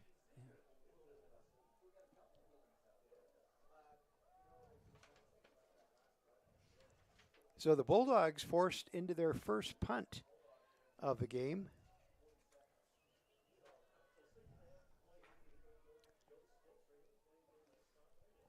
Eddie DeWert will punt for the Bulldogs. So the College of Idaho offense stiffens and holds the Bulldogs without any points, and a nice punt. Fair catch. Fair caught at the 30. That's where the Yotes will take over. 1st and 10. 6:26 left to play in the third quarter. Bulldogs lead the Yotes 28-10. And I think we've got a media timeout, so I'm going to turn it back to Brett, and we'll be back with more Bulldog football on the Bulldog Sports Network. Montana Western, our flexible schedule and focus on learning through experience are just right for your world today. Experience One, where you take one course at a time for 18 days and then move on to your next course, is designed to work for you, whether you plan to come to campus, want to stay close to home, or if you need to earn your degree while working or raising a family. And Montana Western is the most affordable university in Montana. Experience the difference, only at University of Montana Western. About what?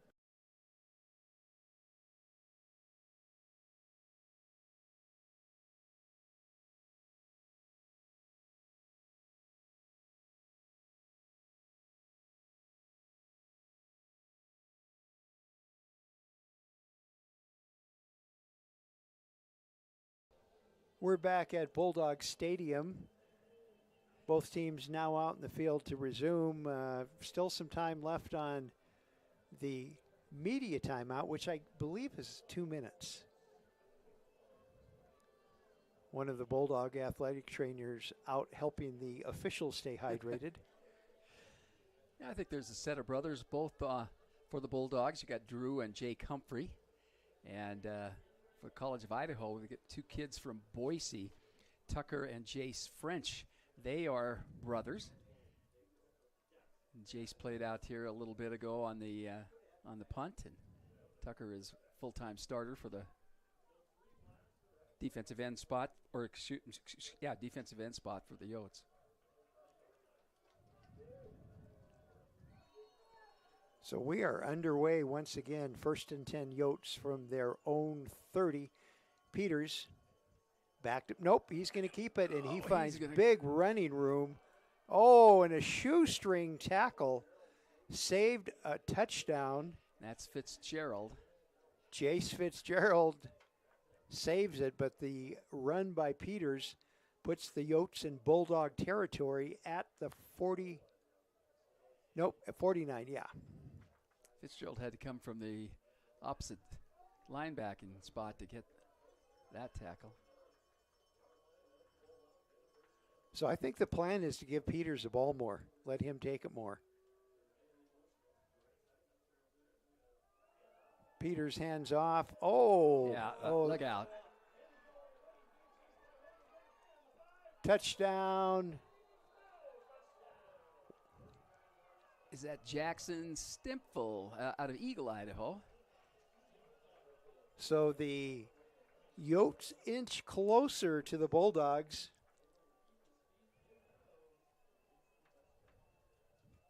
Will Botch coming in to kick the extra point. Well, he got through there, and he was hardly touched. Great offensive line play by College of Idaho. Opened up a gigantic hole.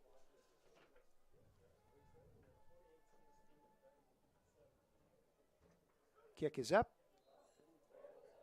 Low, yeah, that almost was almost hit the crossbar.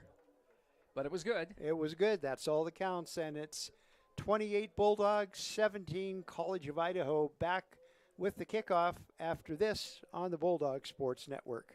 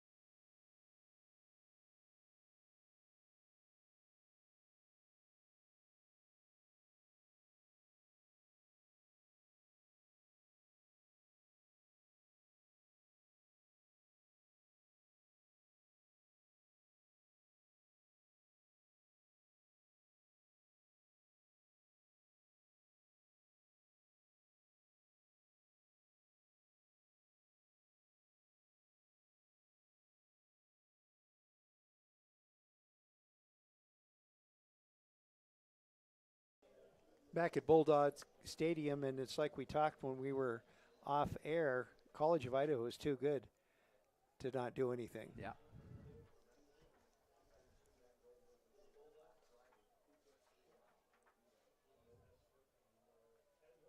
(28-17) Bulldogs lead.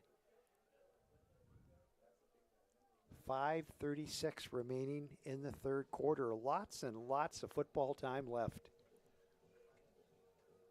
And the College of Idaho has not looked like they're having any trouble with the Bulldog defense.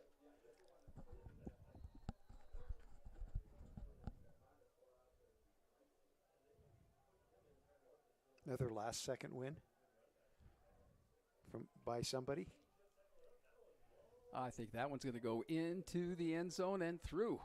So they bring the ball. Do they bring it out to the 25 or the 35?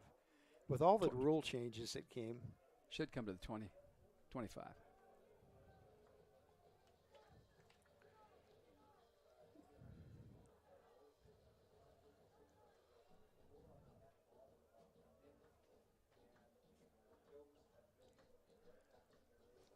All right, time for the see if the Bulldogs can answer.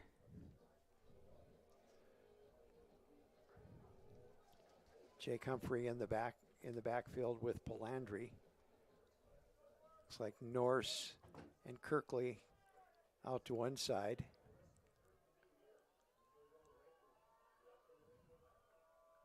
Polandri back to pass.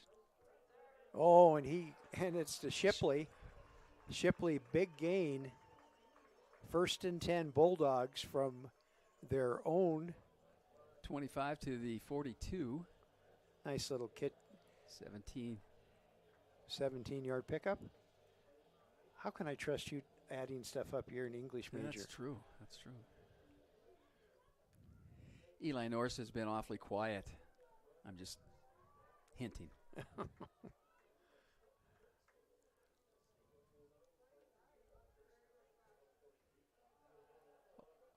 Humphrey, finds some nice yardage. It looked like he was going to go down in the backfield, but he wiggles out for about 4 yards? Jeez, and just for a second, there was nobody on Eli Norse. He and Kirkley are out here to the left. Familiar position for a few years of football. From the Beavers now to the Bulldogs. 4 wide receivers. Tight end is out.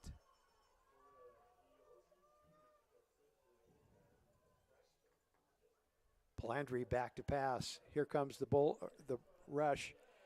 Oh, and Norse tackled as he caught the ball. Dropped it out of bounds. That was good defense by the Yotes. Alecki Noise.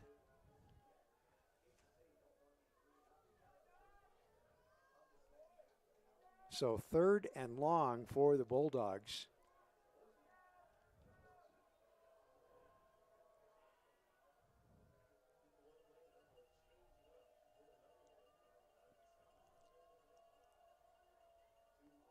Polandri calls out the signals, drops back. Oh, and nice catch. But there's a flag down in the backfield.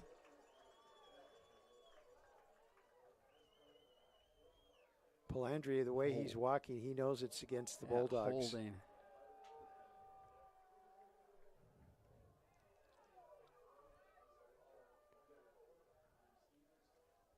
Another penalty.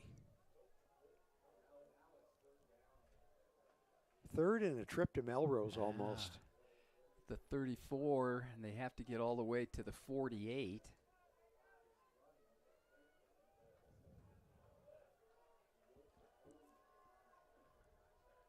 Humphrey goes out as the 4th wideout. Oh, there's 5 of them. Empty backfield. Steps up. Oh, and he got away. Throwing it bounced Kirkley. off of one player into Kirkley's hands, and John Kirkley running the length into the end zone for a Bulldog. Touchdown. Wow. What Wow. a turnaround that was. Threw that ball up in the air. Michael Palandri just trying to get it to go somewhere. It was juggled by a Bulldog and a Yote, and then finally cleaned up by John Kirkley. 34-17, with the extra point coming by John Mears.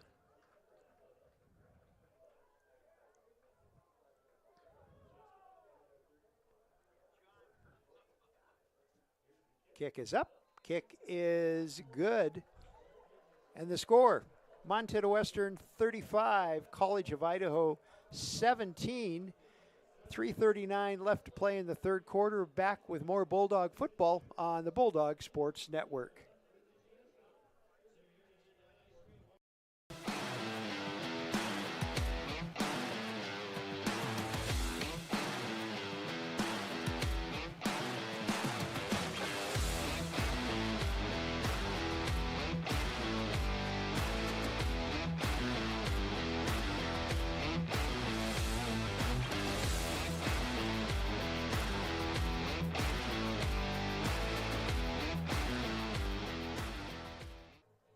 We're back at Bulldog Stadium, ready for the kickoff. Thrilling play. Kirkley in the right place at the right time, picked up a tipped pass and ran it in for a touchdown. And he broke that tackle right there and spun off of another one. I'm telling you, the Bulldogs are rich at the wide receiver positions. Here's Mears kicking off. And a fair catch. I notice he kicks kind of in the corners, which Yeah, allows the extra or the special teams players to gather better. Yeah, I think he's trying to pin them into one side of the field or the other. Well, let's see. Let's see how. Let's see how the Yotes respond to that. Let's see how the Bulldog defense responds.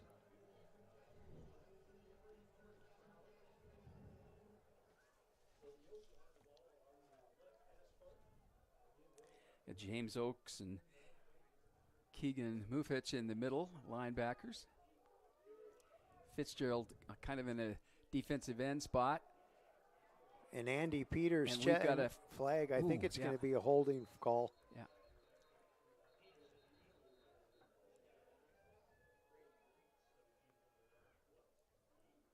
That was an easy one.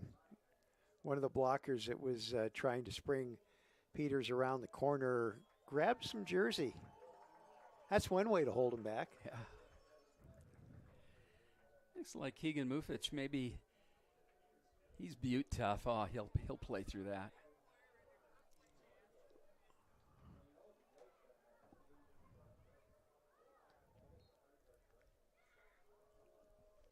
So 1st and 20 now for College of Idaho.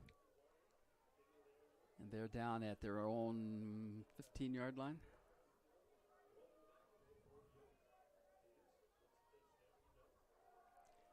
Oh, he's going to have to run. Oh, and he's brought down. 2 hits by the Bulldogs. That's Mufich on the tackle.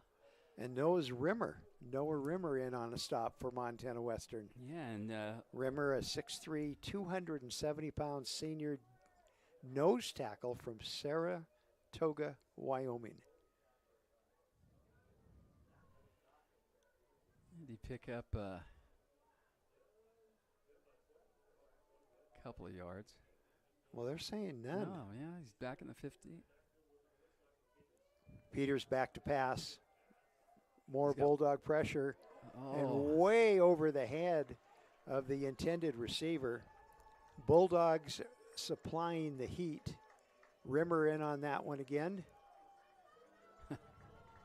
So now it's 3rd down and it's an acre.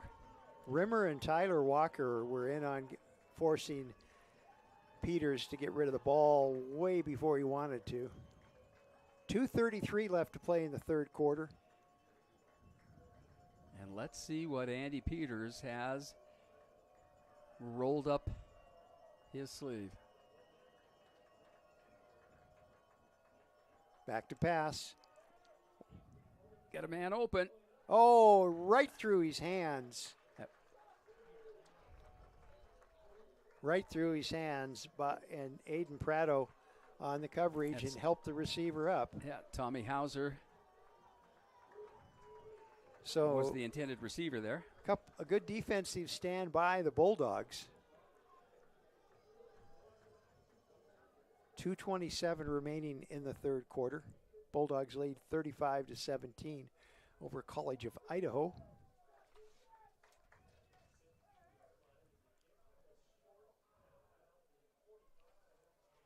Oh, Norse just moved around one, and he's picking up big yardage down the sidelines.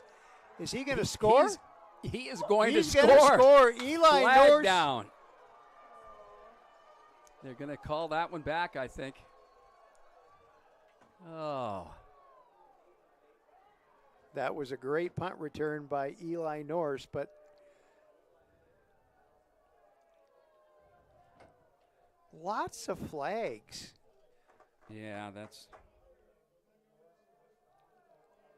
What are they saying? Block in the back? Yeah. Oh.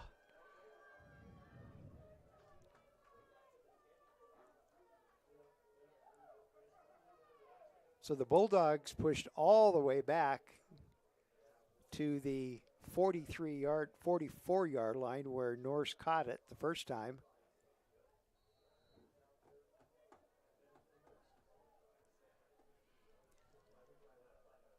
Eli's getting a little break too, I think. I don't see him out there.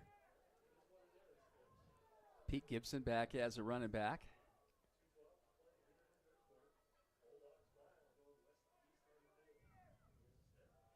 Oh, little trickery. An end around.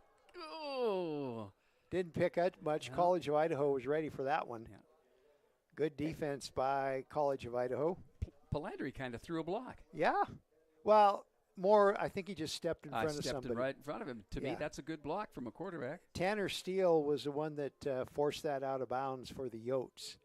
And there is a 1-yard pickup, so second and 9 for Montana Western. We don't see a lot of trick plays out of Ryan Norse. 1:50 left to play, third quarter. Ooh. Oh, push back. So good up front coverage by the Yotes. Tucker French in on, coming up off the bottom of that pile. Defensive end from Boise, Idaho. And the other one would be Cooper Leaf, number 15. He picked up another yard, so it's 3rd and 8 for the Bulldogs with 1:12 left to play in the third quarter. Palandri back to pass, rolls out, and caught by Norse. What an outlet that kid is. I mean, he just stuck his hands up and the ball appeared in it. So nice third and long play for Montana Western. We're under a minute left to play in the third quarter, and the Bulldogs lead 35-17. And there are times when it is so unfair, but we look at Eli Norris and say, well, he was an All-American last year. He should be making those plays. No. He is just a fine, fine player. Among the very best wide receivers we've seen in a long time in the years that we've been here. Yeah, yeah. Oh, I would push him up there. Another great wide receivers at Western over the years, not just when we were around. Well, we started doing this in 1988. Took a little time off for a while. And now we're back. Palandri back to pass. He's nice got plenty of time. Shipley is open. Oh, right at the feet. That was pretty good. Pretty good coverage. Yeah, that's Noise. Out of Harriman, Utah. Harriman, Utah? All I know is it's in Utah.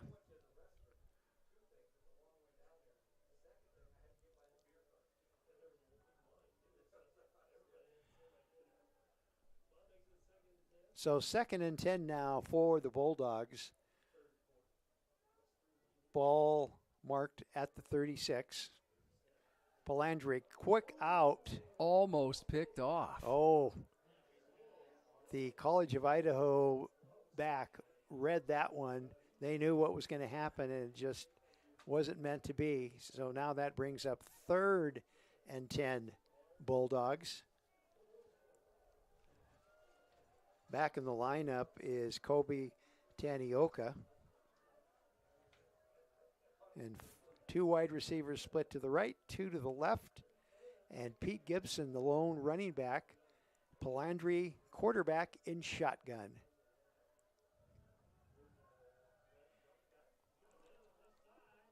Oh, caught. Nice catch. Dylan Shipley. Boy, he is having one whale of a ball game. Think about the plays last week. He scored the first touchdown here in the new Bulldog Stadium, and he is... How come you don't have trouble just saying, how come it doesn't enter, you don't think about vigilante? Oh, vigilante. Well, I do a little bit. Come on. And is that the end of the 3rd quarter? It's going to run down. They're going to run out. So, after 3 quarters of football, it is Montana Western 35, College of Idaho 17. We'll be back with the 4th quarter after this on the Bulldog Sports Network.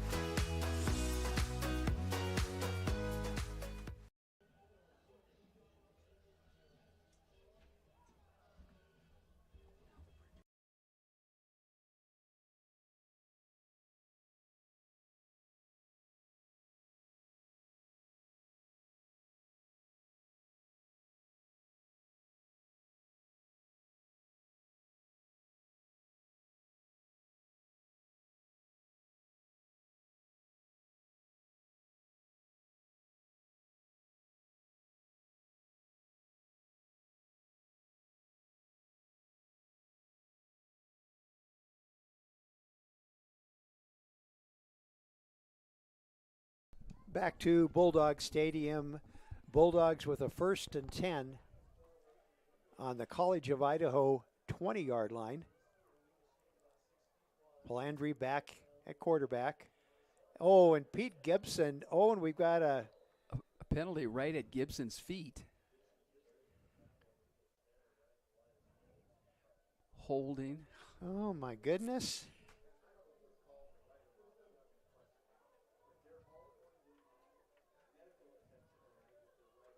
So, 1st and 20 now for the Bulldogs. He survived this kind of rampage of flag fest. Flags. Oh, Palandri just needs a little more room so he can hit a wide receiver.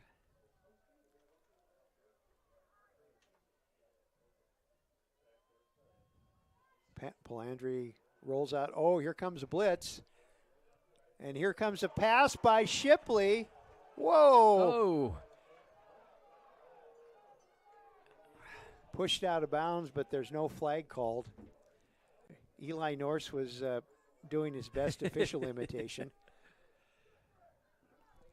I'm just not going to say anything about the flags anymore. 2nd and 10 now for the Bulldogs. John Kirkley doesn't even wait for, well, none of the wide receivers, Nope. like you said, they just go out and ready. And Palandri calls out the play for the O-lineman and the running back. Norse in motion, and Palandri's going to carry it. Oh, he stopped. And he stopped and he wiggled and he picked up nice yardage. Is he close to the first down? He did. It is first and goal, down. Bulldogs at the 10-yard line. but he had that little stutter step and then went. And came back against the grain. And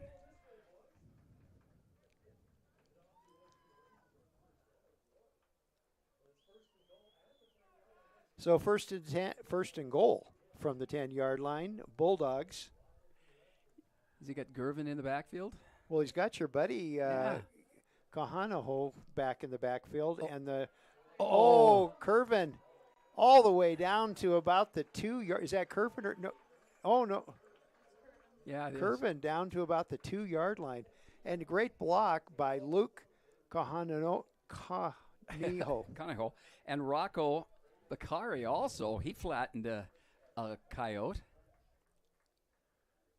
So second and goal from the 2.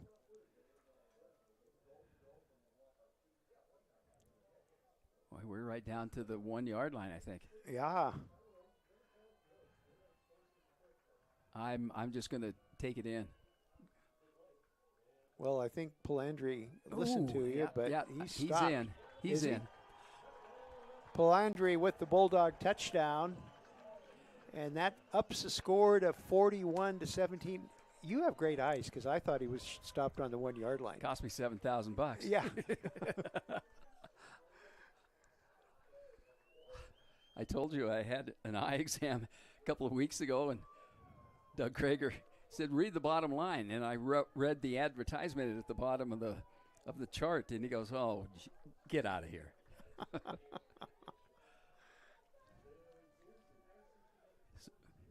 So here comes Mears. And Mears' kick is up, and it is good. And with 12:31 remaining in the fourth quarter, it's Montana Western 42, College of Idaho 17. Back with more Bulldog football on the Bulldog Sports Network. Montana Western, our flexible schedule and focus on learning through experience are just right for your world today. Experience One, where you take one course at a time for 18 days and then move on to your next course, is designed to work for you, whether you plan to come to campus, want to stay close to home, or if you need to earn your degree while working or raising a family. And Montana Western is the most affordable university in Montana. Experience the difference, only at University of Montana Western.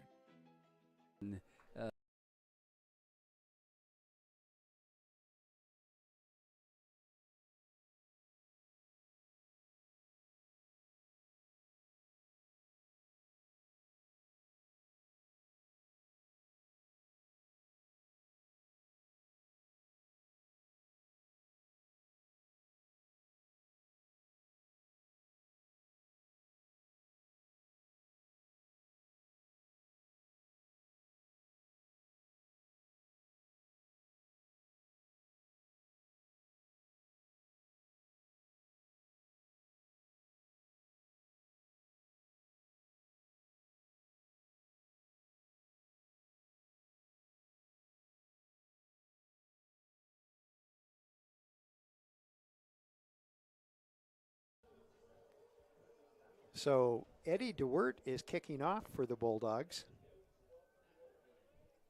You know, he hasn't gotten much action today.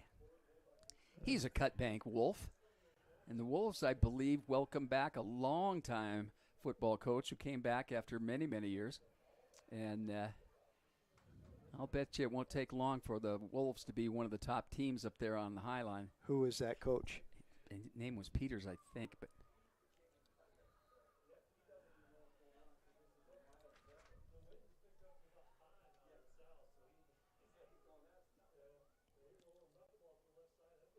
and they're going to go for a return on this one. 10. Oh, and good. Yeah. The returner for College of Idaho just hit the afterburners, and he went by that first line of Bulldog defenders. And the Yotes will start out in good field goal position at the 40-yard line, their own 40. And Eddie DeWert made the tackle. And that was Tyson Fox in on that great return. The sophomore out of Caldwell played his high school ball at Valley View.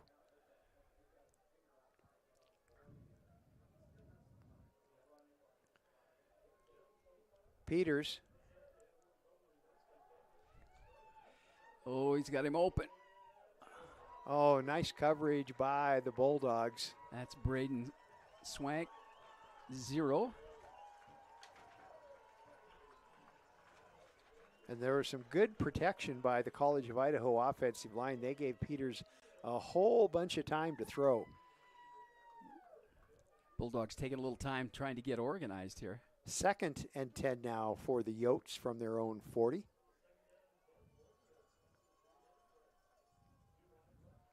Yotes back to pass, or Peters back to pass again. And this time he connects. And that's Travis Marioa. Oh, Mario, I think. Sorry if we mispronounced this. Yeah, the pronunciation guide, I got it yesterday, didn't I? Yeah. Yeah. So 1st and 10, College of Idaho. Clock winding down to 11:46. Peters back to pass. And right through the hands. And Ooh. Braden with the good coverage, Prado, but we've got a Bulldog down. Cregan Cruto, the intended receiver. And there's somebody did a little. And landed flat on his back.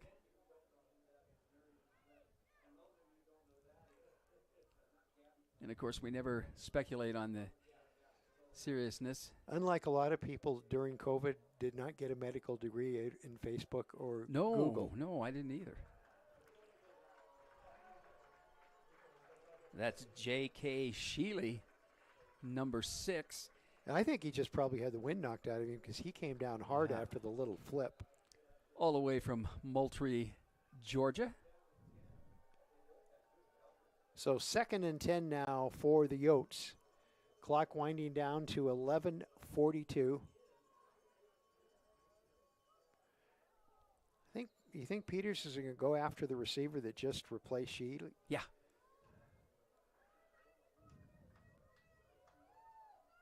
Or the DB? The DB. Peters back. He did, but that's Mounts on the good coverage. So that was a pickup of about, we're going to give him 4. 3rd and 6 for a Yotes first down. Ball is marked. You know, if I had hair like Travis did, I'd have hair just the way he does. 3rd and 5. Peters going to carry it, and he is stopped. It's Jace Fitzgerald on it. That's a textbook tackle.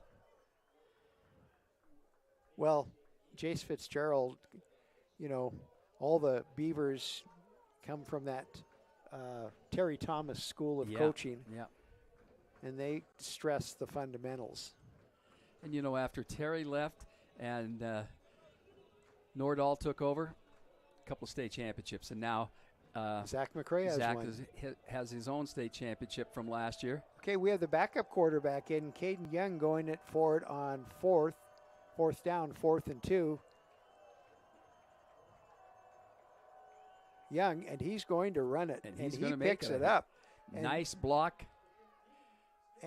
And he just wiggles his way out of a couple of tackles, and he's all the way down to the 2-yard line.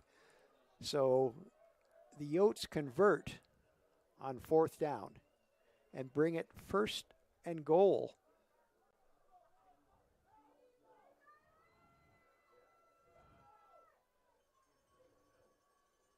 First and goal from where? The Bulldog 2? And Young remains at quarterback. And he's going to keep it again. And he is hitting in the backfield. Mounts comes up to stop him. But that might have been James Oakes, huh? Yeah, and here comes Andy Peters back in, don't you think? I'm thinking Peters just needed a little break.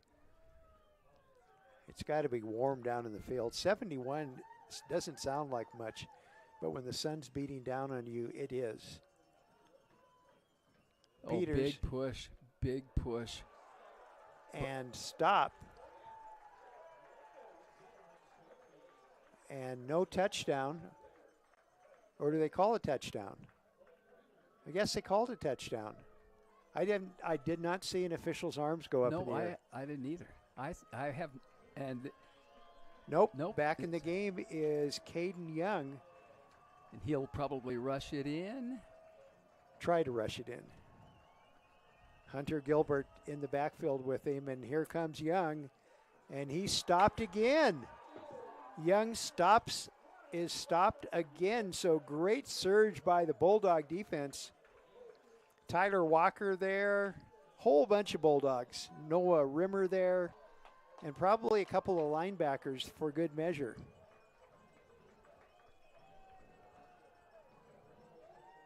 And Peters back in, and they're going to go for it. Yeah, you're at a spot now that you got to go. Got to score when you can. 8:02 remaining in the ball game. Peters, and he is hit as he throws, and they missed him by a mile. I think that had something to do with. That's Mufich that came along and popped him. Oh, what a missed opportunity for the Yotes. They converted one long fourth down and then missed the Bulldog defense. Great defensive stand 2 yards out. Now, no mistakes. And our producer, Brett Wiebe, is Twitter-pated.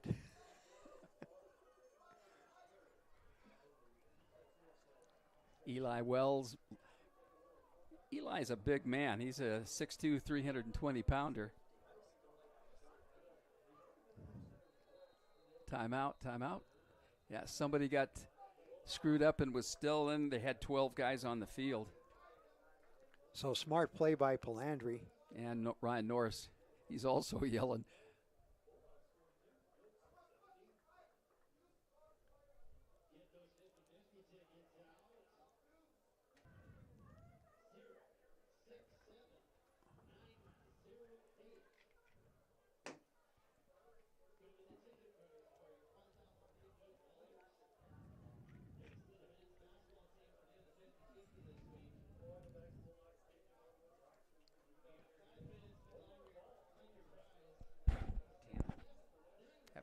Oh. Are we on? Sorry about that, folks. We got caught up into all the side stuff going on. 7:53 remaining. Bulldogs leading 42-17 over the Yotes of College of Idaho. But they've got the ball 1st and 10 deep in their own territory. Ball is marked at the 1 yard line. Palandri brings it out himself. Gives the Bulldogs some breathing room.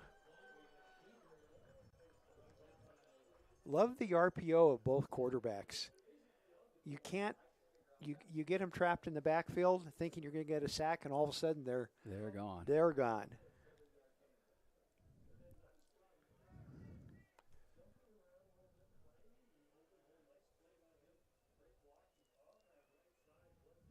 And the two Beaverhead County High School wide receivers out as wide as you can get on the right and the left. And it's 2nd and 5, Montana Western.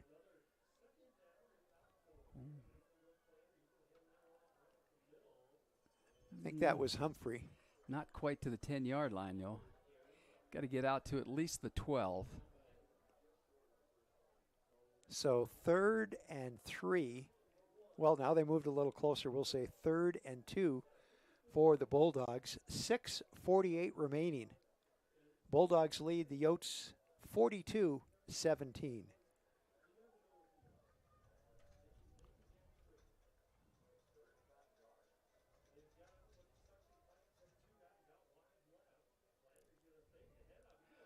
Oh, no, a pass. Well, Norse, good defense by the College of Idaho defensive back.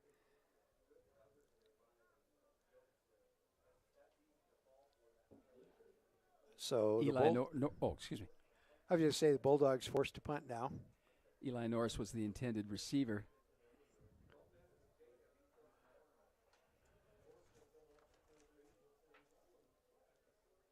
I think that was Amari Bluford on the coverage. Oh, I think Jacob Arms. That's what I was thinking. Okay. Ooh, gonna fair catch it, and so great field position for the Yotes, and to get back into the ball game, they need something to happen right now. 6:21 left. I think if this score holds out to the end or close to it, there are going to be a lot of surprised people. I know that the Bulldogs had played very well last week, but the Yotes had won 2 games already. So they were a little more experienced, I think. Oh. So Peters in shotgun, and he's back to pass. Oh, and he's got a receiver open. And they're going to call pass interference. He didn't get turned around.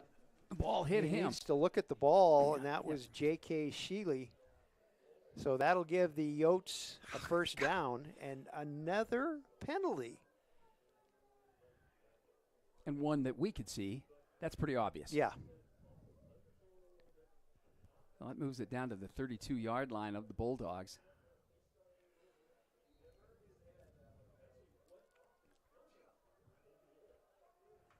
Three-man rush. They're not quite into the prevent defense, but they don't want anybody to get behind him. Oh, what a catch. Yeah. That's Travis Marioa.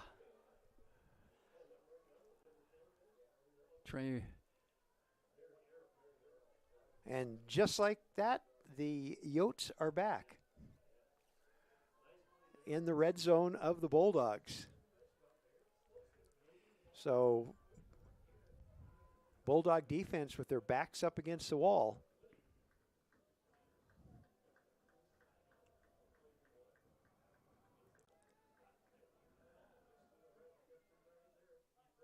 I think that's a touchdown. I think you're right.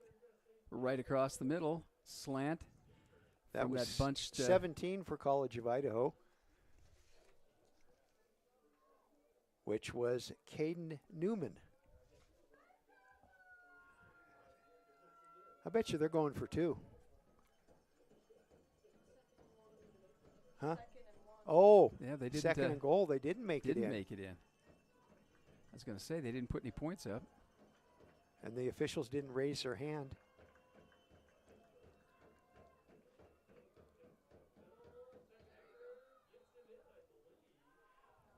We still don't have a signal. And they say no.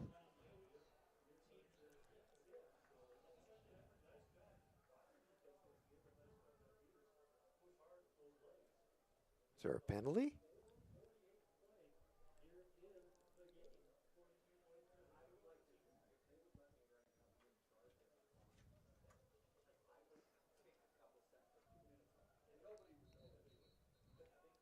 .448 remaining in the ball game.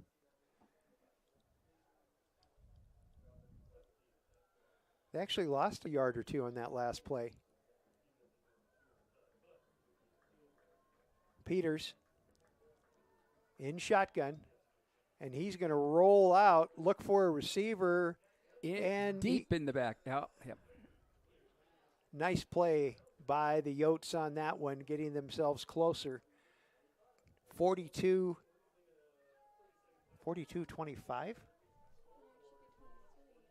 Yeah. They did, yeah. That was the 2-point conversion. You know, the officials didn't raise their hand even on that one. Well, and we didn't use our youth challenge signal like has happened in the past. 42-25, and this, I'm not sure this is this is not over. This is not quite the place maybe for an onside kick, but if I were Ryan Norris, I'd have some running backs and linebackers up there in the line. I think they already do. Canyon Sargent is up there as in that front line.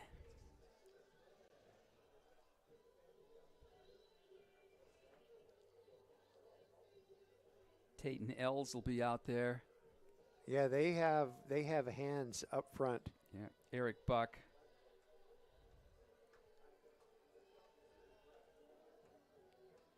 Rico Figueroa, he's the 82 right there on the Bulldog.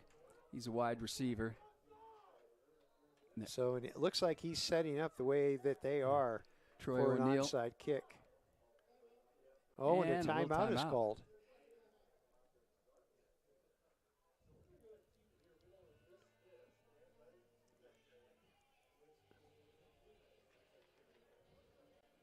Just put the ball down. Okay, he's got a trick play, something.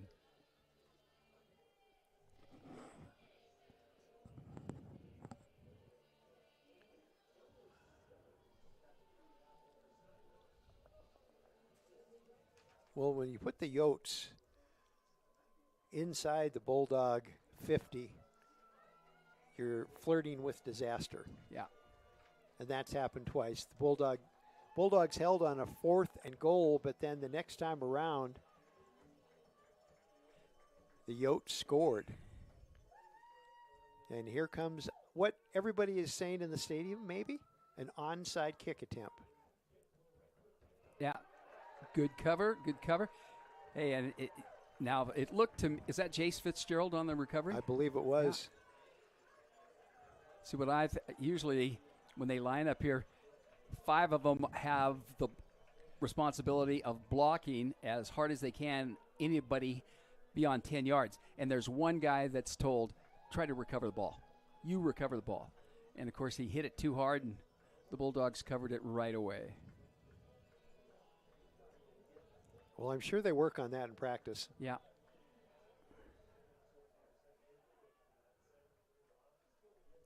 So 1st and 10, they were short an offensive lineman.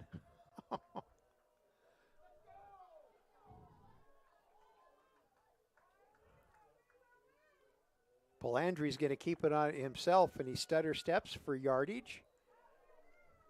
He picked up about 4 or 5 yards as the clock begins to roll. 4:36 remaining in our ball game. Tanner Steele on the tackle from Vail, Oregon. I had a student teacher in Vail, Oregon years ago. And Vail's a nice little town, isn't it? Yeah, I thought agricultural. So probably very similar to Dillon. No.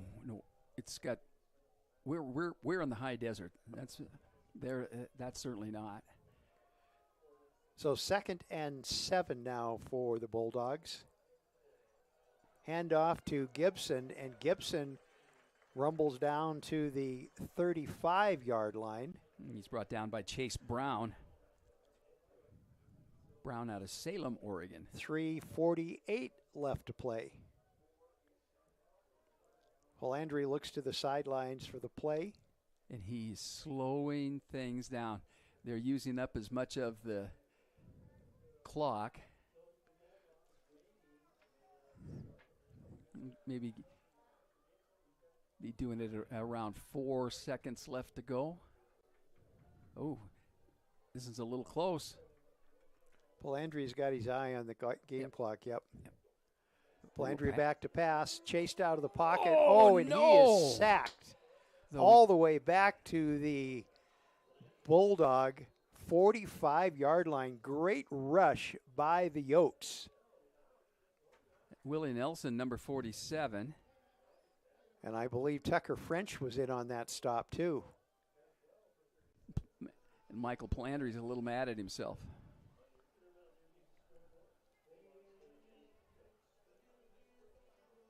So 3:09 left to play. And remember, we'll have a 2-minute timeout at the 2-minute mark. Once again, keeping the officials hydrated is our trusty Montana Western. Well, they have a crew that works with the officials. They have it's a young lady with a red hat. She runs out there to make sure she's the red hat. Yeah, and for the timeouts. Yep. Remember Paige? Well, it's not. You were thinking Holmes. Paige Holmes. Paige Pathausen. Yeah. She was a Red Hat Yeah. one season. Yep. And Eddie Duert will punt. Try and see if he can pin the Yotes back a little bit. Oh, it came hard. Yeah, 17 yards. Yeah, so lots of work for the Yote offense, but honestly, they haven't really been too bothered by those long drives. 42-25 the score. 3:03 left to play.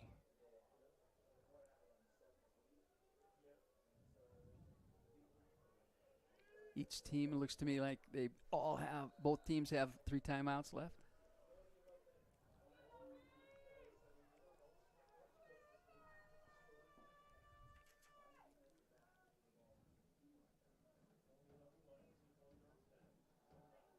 Here comes a blitz.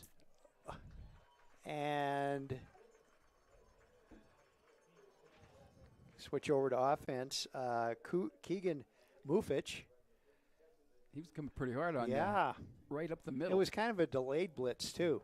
Waited for things just to gel a little bit, and then he was in the backfield. 2nd and 10. College of Idaho with 3 minutes left to play and trailing 42-25. Peters looking for a target, and he finds one.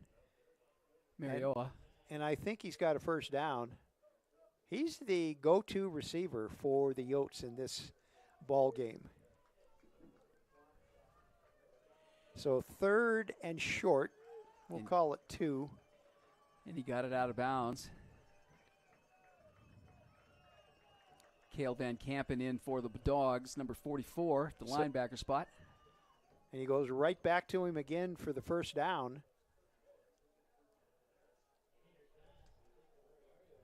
Defended by Landon Charlton.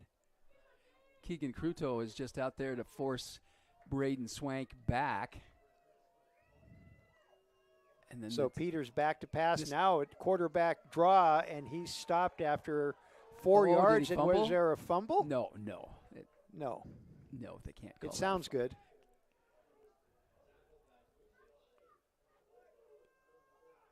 Cale Van Kampen says, I got a fumble. Well, no, you don't. 2-0. Well, I think both teams are just going to wait till, because the 2-minute timeout time is coming. Nope, Peters is going to go for it. Oh. And there's his go-to receiver.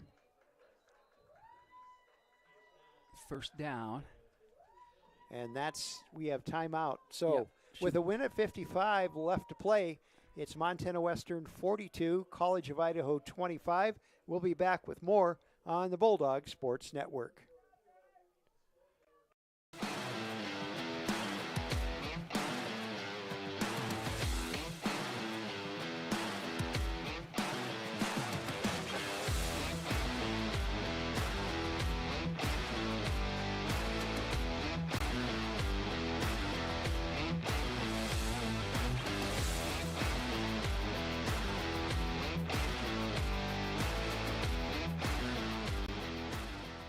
But when Lindsay gets it done, they will be up.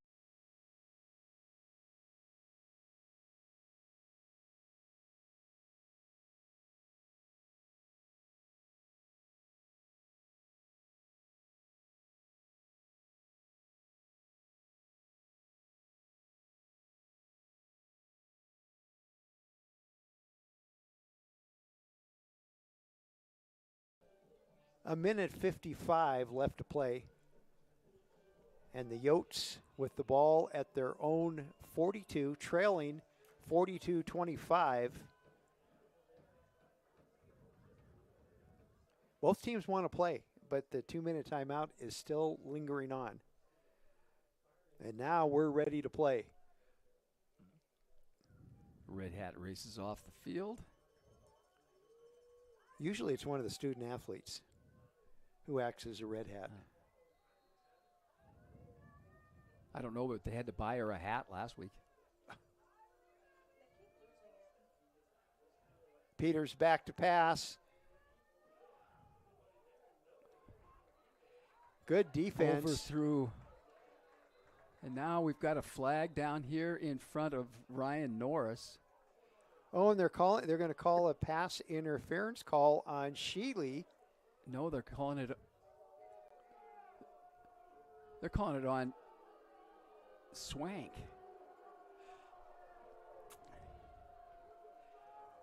Explanation to the coach. And now he's saying, but yeah. So the Bulldogs, well, we're not supposed to talk about the officials, are we? No. College Idaho got a break from the officials, and they have a 1st and 10, and they are at the Bulldog 44-yard line. High snap that Peters controls. Oh, and he's out of bounds. And a little push-off, too, Yes. by the receiver.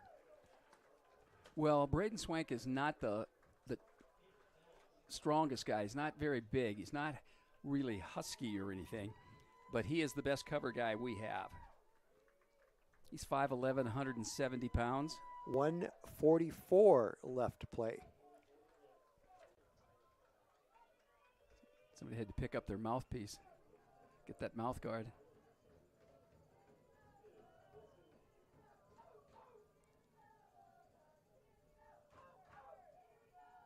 Peters back to pass again. Right over. Oh, tried to run with it before he caught it. That was Kessler Fielman.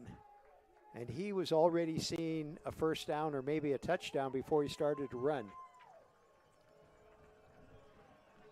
Now, this is 4-down territory, wouldn't you think? Oh, yeah, yeah.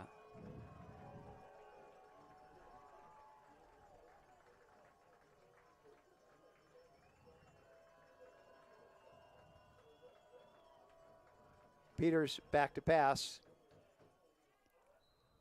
And again, that's Travis Mariola. The go-to receiver for the Yotes. Yeah, he's just doing that square out. They're giving it to him. 1:37 left to play. Yeah, they don't want anything behind the defenders.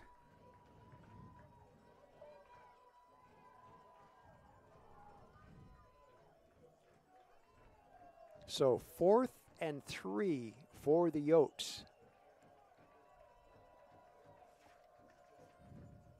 Peters with the keeper, and he's stopped. Andy Peters is stopped by the Bulldog defense. Is that James Bullfitch Oakes? And James Oakes. And the Bulldogs will get the ball back. So the Bulldog defense stiffens with 1:32 remaining.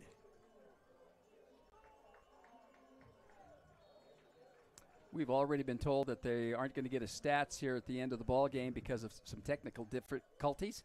So soon after the ball game is over, we'll sign off.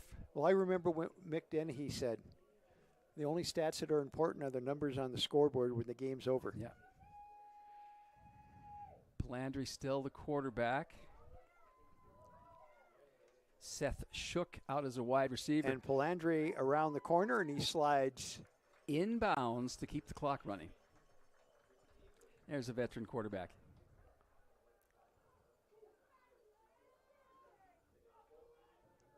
$1:15 left to play. One of the first things I always want to know, did anybody get hurt in this ball game? The Bulldogs got through the ball game last week without any serious injuries. It's like Coach North said, just the bumps and bruises you get when you play a football game. Yeah. I didn't get a whole lot at the end, at the end of the bench. Under a minute left to play, 50 seconds. And Humphrey. No, Pete Gibson. Sorry about that. Pete Gibson picks up a few yards. And 34 seconds. Well, I don't think the Bulldogs have to run another play. Willie Nelson, he made that last tackle.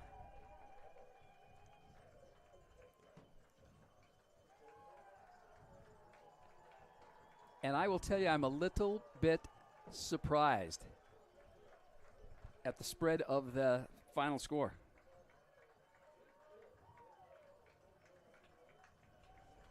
So the clock winds down. Our final score from Bulldog Stadium. The number 9th ranked Bulldogs upset the number 3 ranked College of Idaho 42-25. And behalf of our producer, Brett Wiebe, I'm Wally Felt along with Mike Miller. Thanks for joining us today with Bulldog Football. We'll see you next time on the Bulldog Sports Network.